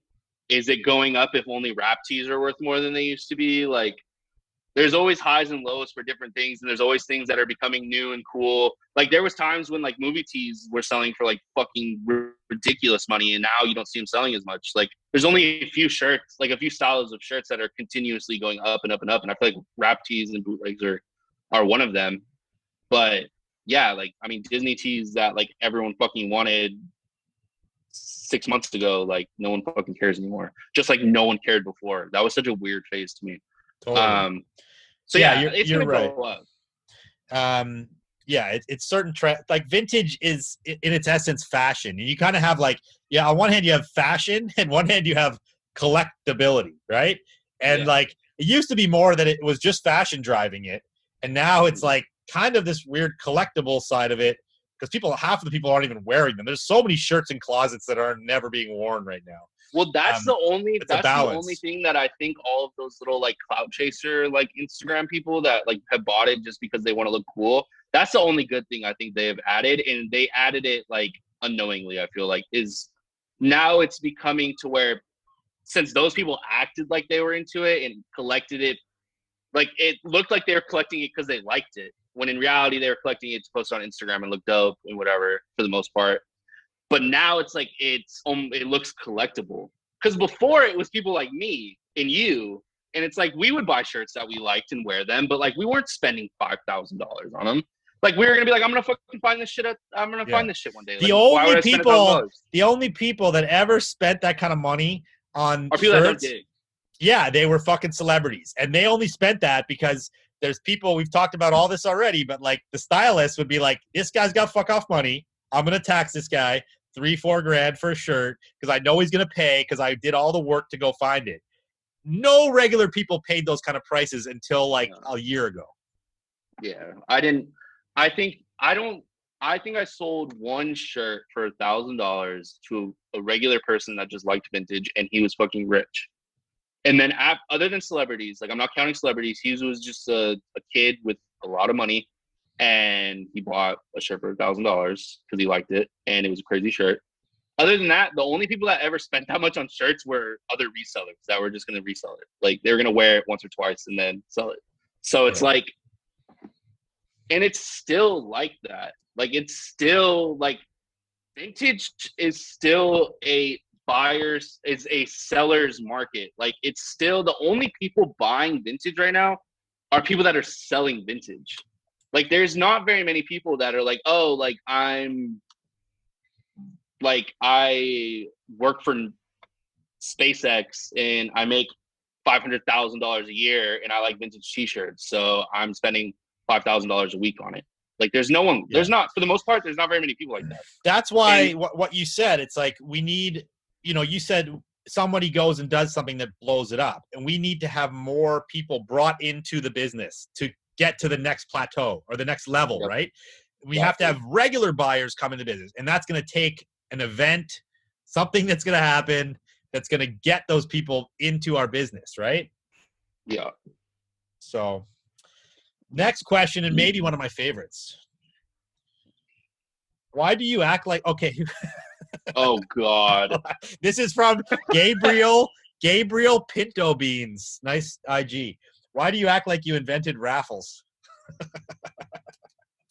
You don't even do them anymore. This is so ridiculous. I love it. I know this man is like 2 years late. Anyways, I knew you were gonna pull somebody asking some stupid shit. Let's just be real. I'm not as cocky as I used to be for the most part. But I will say this, and I will say this 1,000% confident, and it's just the truth. I didn't invent Raffles. I was 1,000% the first person doing raffles for vintage t-shirts, though, on a regular basis. Drew, I don't even want to hear anything from you. I did it with Frankie. Like, no. I wasn't even going to say that. You already know that, but that's different. Anyways, I 1,000% was the first person that was like, I'm gonna sell 10 spots for $10 a piece for this shirt, and then pick a winner and they get it for $10. I didn't invent raffles. I've never said that. I've never acted that way. No. I've literally, whenever people have ever brought it up to me, and people try to say that shit, and I'm like, I didn't invent raffles. Like I've done sneaker raffles. I've been a part of it. And even sneaker raffles are nothing like that. But I know that like that idea of buying spots to try to win something for a cheap amount of money, that's not a fucking, like that's always been a thing. But in vintage, I was for sure the first person to do it. Yeah. Like, and if I wasn't in my eyes, you were too. Like you did it, and then it started to blow up, and it had like a huge moment. It was huge. It was huge. And you know, like, a lot of people are getting banned off PayPal for the raffles now, eh? If they catch you, you get banned. Yeah. Really? Because that's just illegal. I don't know. I didn't know how I didn't get caught. Dude, I was doing fucking so many raffles. I think my PayPal was just already getting so many gift payments though that it was just like they probably couldn't tell the difference.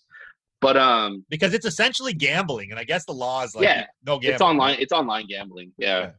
But yeah, like even if there was somebody that did it before me, like technically, like I was doing that shit like multiple times a week. Like I was doing it for other people.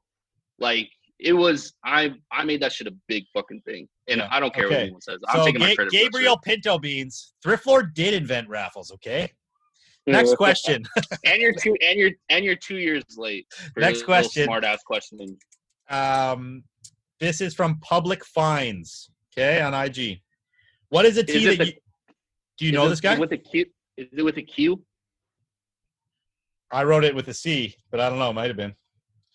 With a C? Well, I wrote these out, so I don't know. I'll have to double check. No, like, okay, never mind. Yeah. What is a tee that you would value at $10K now or in the future? There's a lot of shirts I would value at 10K. I can tell you a personal shirt that I have that I value at 10K. My Nirvana, This Is Not a Bon Jovi concert bootleg. That's like a perfect 2XO. That shirt's a $10,000 shirt in my opinion. There's a lot. I mean, a I Bon know Jovi Nirvana bootleg? Nirvana in Utero tour bootleg that says "This is not a Bon Jovi concert." Okay. Is it got like colored print, like a rainbow print? Or?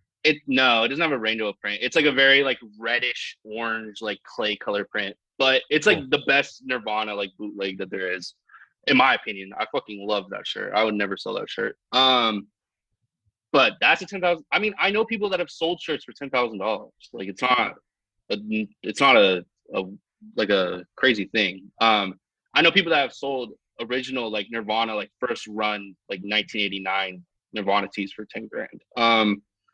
But I think that there's rap tees out there that are worth 10 grand. I think that like you could get a very specific rap tee and like it would hit 10K. Chico used to have an ODB bootleg hoodie. That shit could hit fucking 10K because no one's ever seen it again other than that one.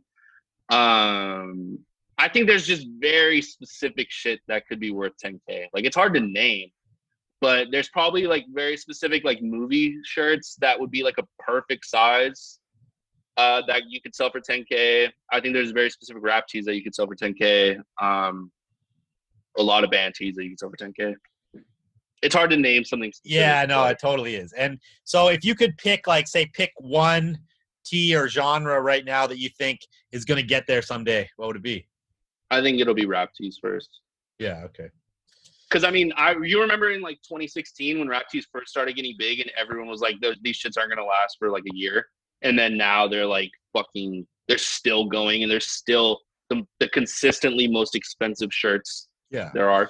And like to me, it makes total sense because it is, it's a cool part of American history. And I always say this, but it's like things that represent cool parts of our American history hold value because that's what vintage is based on. Americana. It's Americana. The denim is Americana.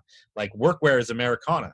T-shirts essentially are fucking Americana. It's like they represent like skateboarding is part of Americana, like Venice Dogtown days, like these things are Americana. So there's probably certain skate tees that could hit that much at some point. Yeah, I've sold skate tees for like upwards of $3,000. And I don't know if any are gonna hit 10K, but fucking hope so. You just fart? No, my chair. Oh. That would be the first fart on the podcast. You had such a weird smirk after that. I was like, did this man just like old man fart? I'd be like, I've had to fart this whole hour. Oh God, this whole podcast, you just keep saying how old I am. I love it.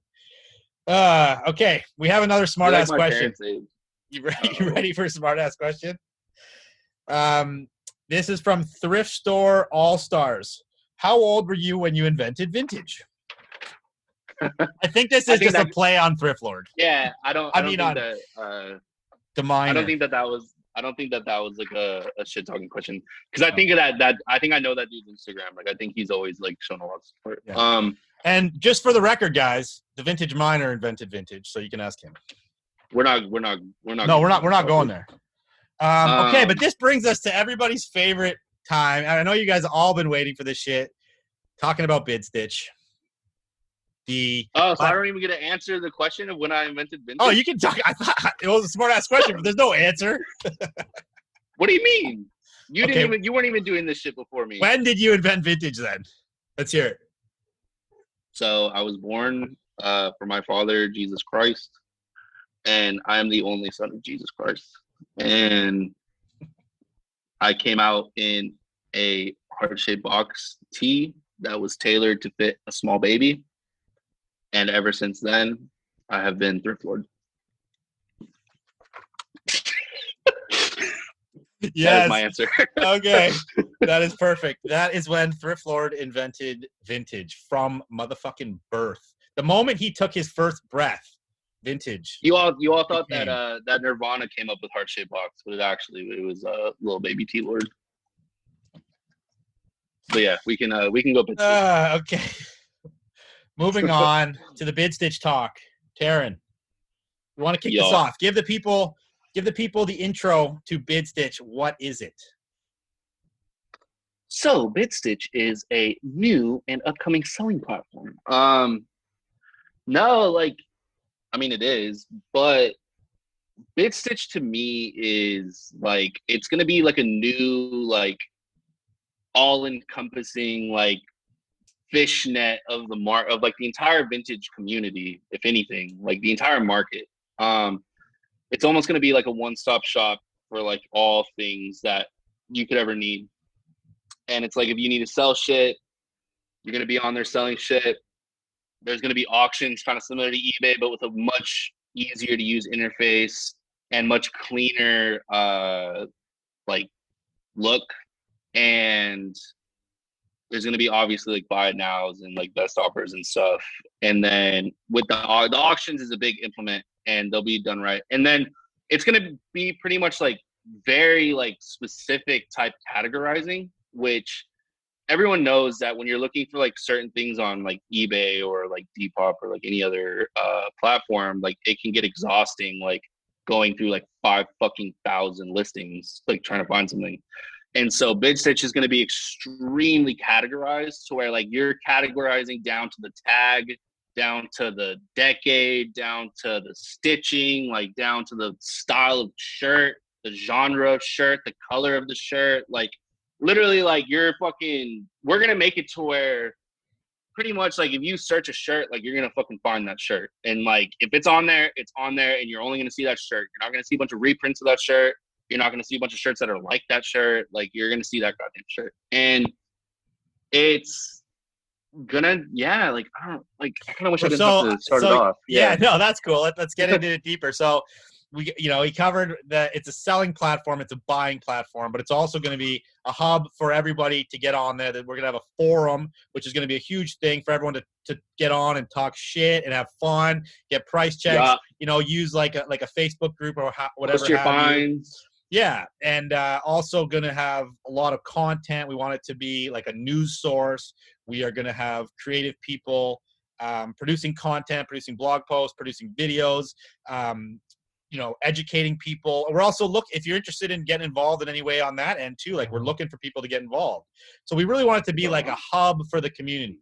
But the big kicker is that this is going to be a non-transactional fee-based platform. So it is a monthly subscription platform that is allowing sellers to pay a low monthly fee of $9.99, guys, which is ridiculous, which allows you to sell $100 or $100,000 a month. There's no cap on it, and we don't take any more money. Bidstitch takes no more money. You just pay your $9.99.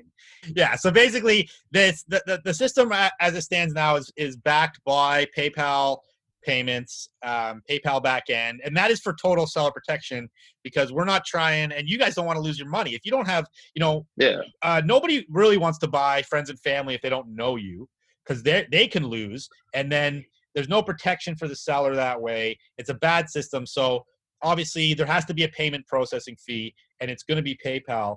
Even myself, like I run my own websites, and you run a website. You pay a payment processing fee on your site. There's no way to avoid a payment processing fee. Yeah, like that's like, that has nothing to do with like the platforms, and like it's not a commission. It's just a payment processing fee. So that was a big question people asked. You have to do it. That's it in a nutshell, but let's get into some of the questions. Basically, the platform is rolling out in a couple months, and we don't have a set date yet. It's in development right now. It's looking really good, and we within a couple months there will be a lot more features. We have a whole plan of features coming on board that we're not even going to talk about on here, but that shit's got to roll out. You got to wait. But we are going to get into a few questions and answer some of the stuff everyone's been wondering. Do you have to subscribe to the site? No, you don't have to subscribe to the site. If you want to sell, you have to subscribe to the site. You can browse the site, no subscription, and you can buy with no subscription. You're going to have to sign up to buy like any site, but there's no You don't have to pay to be a buyer. Buying is free, of Yeah. course. You just have to make an account to buy. And then once you make an account, you can choose to open up a shop. And once you open up a shop, that's when you have to pay your subscription, and that's when you can sell. So if you're just like going on there to buy shit like a regular person, you don't have to pay anything, which is dope. Yeah, totally. We want all the shoppers. We're not going to charge you to shop. Come on. Next question is the platform really for those with strong social media followers? That was kind of confusing because we are going to have a like a vetted what's it called that we're doing with the sellers? What, the verification? Like, verification, yeah. So we're verifying sellers, but you do not have to have a strong social media following to sell on Bidstitch. It's not about that. And, you know, we want to have the smallest Instagram sellers on there. We want to have the big guys on there. It's really about everyone being able to share this space. You know, if you think about it, if we can rally the community to really get behind this, which we already have, and really make this thing amazing and put tons of good product on there, the buyers are going to come. The buyers will go wherever the product lies. It's basic. Thank you. You know? Yeah, it's so many people like, and to like add on to the whole like big page thing. Like a lot of people are also like thinking like this is made for people with big pages. I don't know if that's because like you and me are involved and like we have like decent followings, but like if anything, this is the exact opposite. Like if you have a big following, like you can sell on Instagram, like, and that's fine. But it's like, if you don't have a big following, you need a platform to sell your stuff for the most possible money. And that's what this is for. Like, I don't know why people have the weird assumption that it's like, this is made to only benefit people with 50,000 followers. Cause it's just like, that doesn't make sense. It's actually going to benefit the small guys more, because you think about it, if the big guys are on there, a bigger platform. Yeah, and they're driving their traffic to Bidstitch, which they're going to be doing, then you're going to catch a lot of other people's traffic with your small following. And the other thing that is important to mention is like a lot of websites, Depop, Grailed. I've never sold on a lot of these, but I'm pretty sure this is accurate. eBay, all the Etsy, like we're allowing you to promote your IG through the site. So you can like, you can hit people, you know, we don't care what you can hit people with your IG, you can put in your profile, all that shit is fair game on here. So you can promote and get a bigger following, because we don't make any money on your transactions. We're only getting the $9.99 subscription from the sellers. So we're happy for you guys to build your following through the platform. Exactly. And it's like, we want you to like sit there and like build your following, because as your following grows, and if you're still selling on Bidstitch, the more followers you get, the more people you're driving to Bidstitch you see. And so it's like, if you start on Bidstitch and you have 1,000 followers, and then all of a sudden you get to like 5,000, and once you have that traction going, you're going to start getting Instagram followers just from Instagram. It's not nothing to do with Bidstitch. And then let's say you get to 20,000 and you're still driving people to Bidstitch. That's more buyers coming to Bidstitch to help out the other small accounts that are getting on there.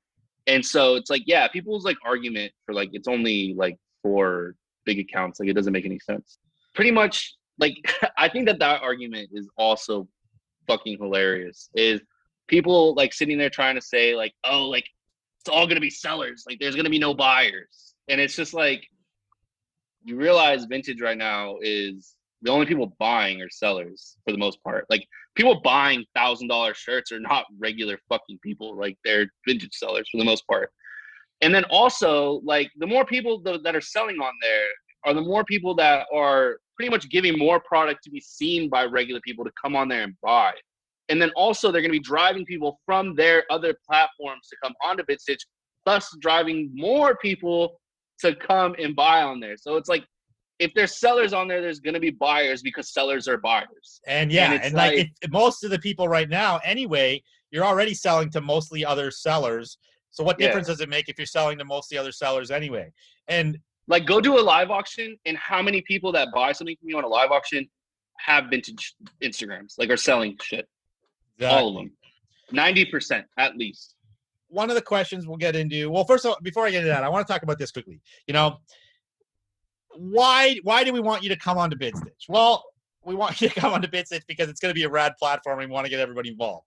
But why should you come onto Bidstitch is because, you know, so much of what everyone's doing right now is selling on live, right? There's like 20 lives a night on my feed. It's crazy. I don't even tune in because I can't even handle it. It's like overload, right? And, you know, yeah, there's great money being made through these lives. And I appreciate that. And I think it's fun. And I think it's something to be done like here and there. But, you know, the goal should always be, like we talked about investing, the goal should be making money while you sleep. If you are not on live and that's your sole income, you're not making money.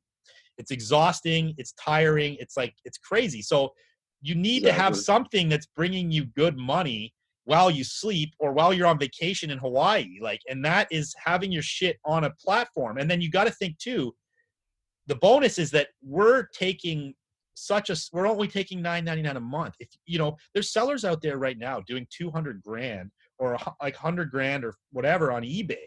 And like, they're paying like 10, 15 grand a year in fees. Like that's 10, like, 15 grand a month for some of them. It's crazy. So you think like that's more money in your pocket, more money you can put into crypto, more money you can put in the stock market. Like imagine if you're selling like $10,000, $15,000 a month on eBay.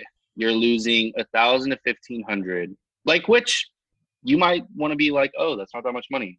Would you rather go and spend $1,000 to $1,500, or would you rather spend $10? What would you rather do? And it's like, and this is a whole nother thing. And I'll talk about the lives first since you brought it up. Again, just like Drew said, like those shits are fucking exhausting. Like selling on live it's fun, but it's very tiring. And again, like if you're not selling on the live, you're not selling. So why not sell on Bidstitch and then sell on lives too? Like there's no, like, we're not saying you have to only sell on Bidstitch. Would you rather spend $10 a month, or would you rather spend thousands of dollars a month on fees, or even hundreds of dollars a month, even $20 a month on fees? Would you rather spend $10 a month or $20 a month? It's like, let's be real. And also it's just like selling on lives is becoming so like oversaturated and played out to a sense that Chris will make it past all of that. Chris has built something that will make it past all of it. But at some point, no one's going to fucking watch those shits anymore. And no one's going to want to sit there and have to watch some guy sell a bunch of garbage for a fucking hour straight, hoping that the next guy that comes on, they have shit that you want. And then let's say like you tune off because this guy's selling garbage, and then the next guy has great shit and you missed it because you're not constantly on there. And then let's say like you're bidding on something, and if you look away from your phone for 15 seconds too long, it's gone. It's so like you have to be fucking like literally like just locked in the entire time. And if you're not, like, you're going to miss shit, and you're going to bid too late, or you're just going to straight up miss it in general, or you're going to like get off for 5 minutes to go take a shit or like go eat. And then all of a sudden, like the shirt that you actually had been waiting the entire hour of this person's set for sold. And then it's gone.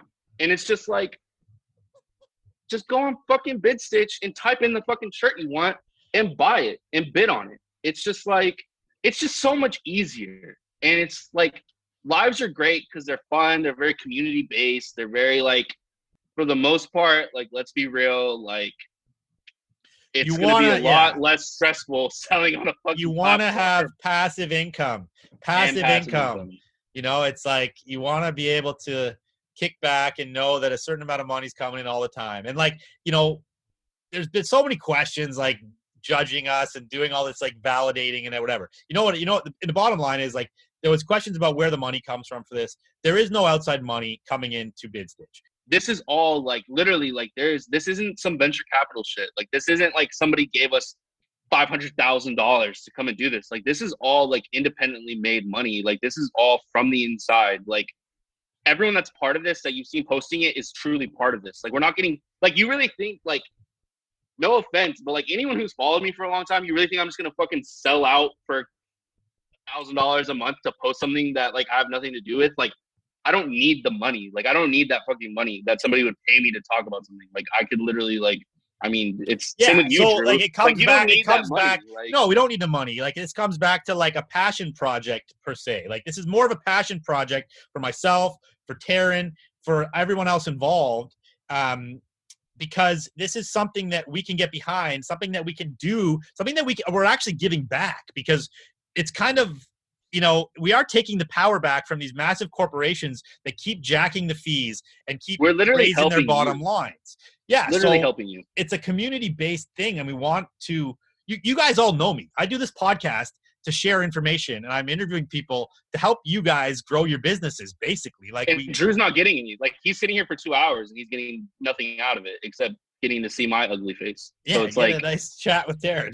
that's like that's what I'm So, saying. yeah. It's just like y'all want to act like this is some crazy like big plan, like conspiracy theory shit. We're out here building this together. We're out here, and it's going to be, and it's not going to be, we don't know what's going to happen. Like, anytime anybody does anything, you don't know. There's going to be things that come up. We're going to have to tweak things. We're going to have to fix things. We're going to have to figure this out together, and we're going to take feedback from everyone who gets involved and gets on.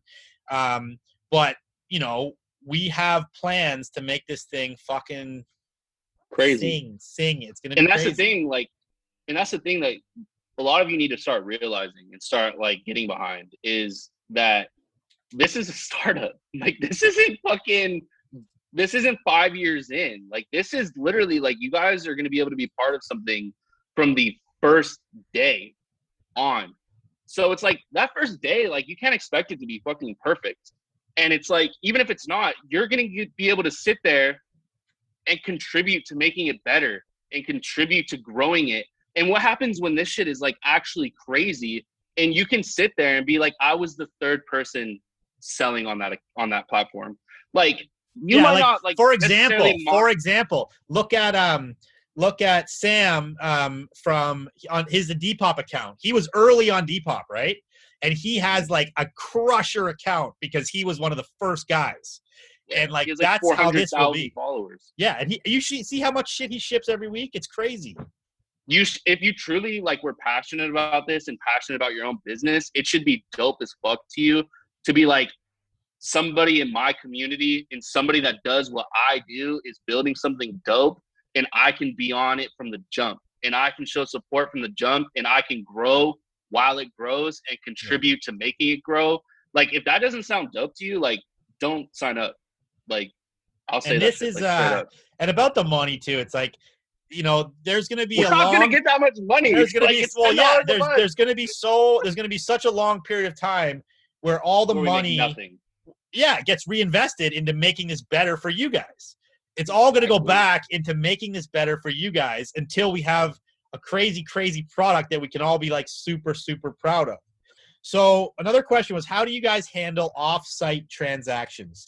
And this is a good one because this is kind of like a lot of companies, a lot of platforms. Yeah, a lot of platforms fucking hate on that shit. You get banned from eBay if they see that you message someone. They're losing money because they're getting transactional fees. But again, like, this is subscription based. So if you sell something on Instagram, it doesn't change anything for us. You paid us our monthly fee. That's all we wanted from you was $10 a month to list your stuff on here. So if somebody messages you saying, hey, like, let me like PayPal gift you the money so you don't lose on that PayPal fee. 2%. Like, why would we care?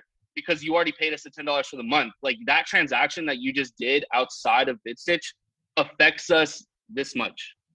So yeah, it's actually so funny because it's almost irrelevant. So if you're doing, the only thing you would gain from doing offsite transactions is the 2% PayPal transaction fee. 3%, but yeah. 3%. But isn't there still a small friends and family fee, or no? Is it zero? No, I don't think there's a friends and Yeah. family Okay. fee. So I want to get into this though for a second. So yeah. So the only thing you're going to lose from doing the PayPal fee would be 3%, but you're protected, or you can do it off. Doesn't matter to us, and you can go the unprotected route. Whatever, we don't mind. Do your thing.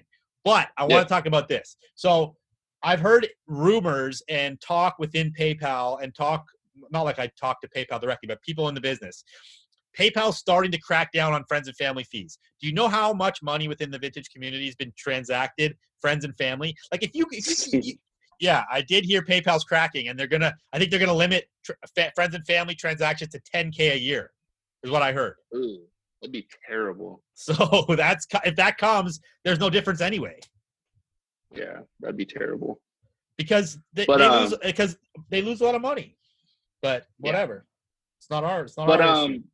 yeah, like again, like it doesn't change anything. And that's the thing. Like you all have to start fucking realizing that like those platforms, like they want your money. That's what they want. You're literally, you mean nothing to them. And not saying that like some random person on Bidstitch is gonna really mean anything to me, but it's like at least I'm somebody you can relate to. I'm somebody that you know who I am. Like you watched me grow, like if you followed me for any amount of time. And we built like, this for them. and we understand directly. you. Yeah. Like we know what sucks. We know what's good. We know what's stressful. We know what's annoying. Like this is an entire, and like that's why I always say like this is by the community for the community. This was built by people like Drew, like me, like others that understand you, that have been doing this for years, and I mean decades for Drew because he's like 1,000 years old. Yeah, old man over here. I'm Taryn's dad's age, so. And like we understand you. Like you can sit here. Like, do you think eBay's fucking like creator or CEO like would sit here and talk about t-shirts? No. Do you think Depop's would? And Depop is primarily t-shirts and like vintage and shit, or Grailed, like streetwear and vintage. Like no, like they don't even know what the fuck that is. They don't care. And so it's just like you kind of need to just pick like who would you rather truly support? Like somebody in your own community that you can relate to. You don't even have to like me. You don't even have to like Drew, but it's more about building your own community.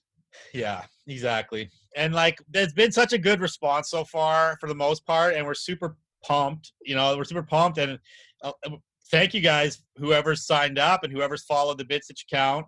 If you haven't and you're listening to this, go bidstitch.com. You can put your email in to be notified when we're about to launch, and then also go follow the @Bidstitch account. And also, if you sign up, you have a chance of it being on the beta launch to be one of very few people to test the site before it launches.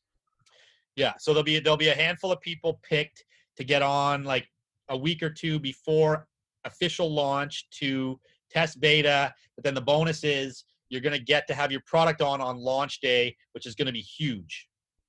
And you'll also have a chance to be buying on beta from people like me and the other sellers and people like Drew and I don't know about everyone else, but I plan on throwing like not a crazy amount of pieces, but a decent amount of pieces. And I plan on only putting out steals for the most part. Like, and I'm going to put words of a lot of good prices. He's going to be shitting on everybody on launch day. Shitting on you.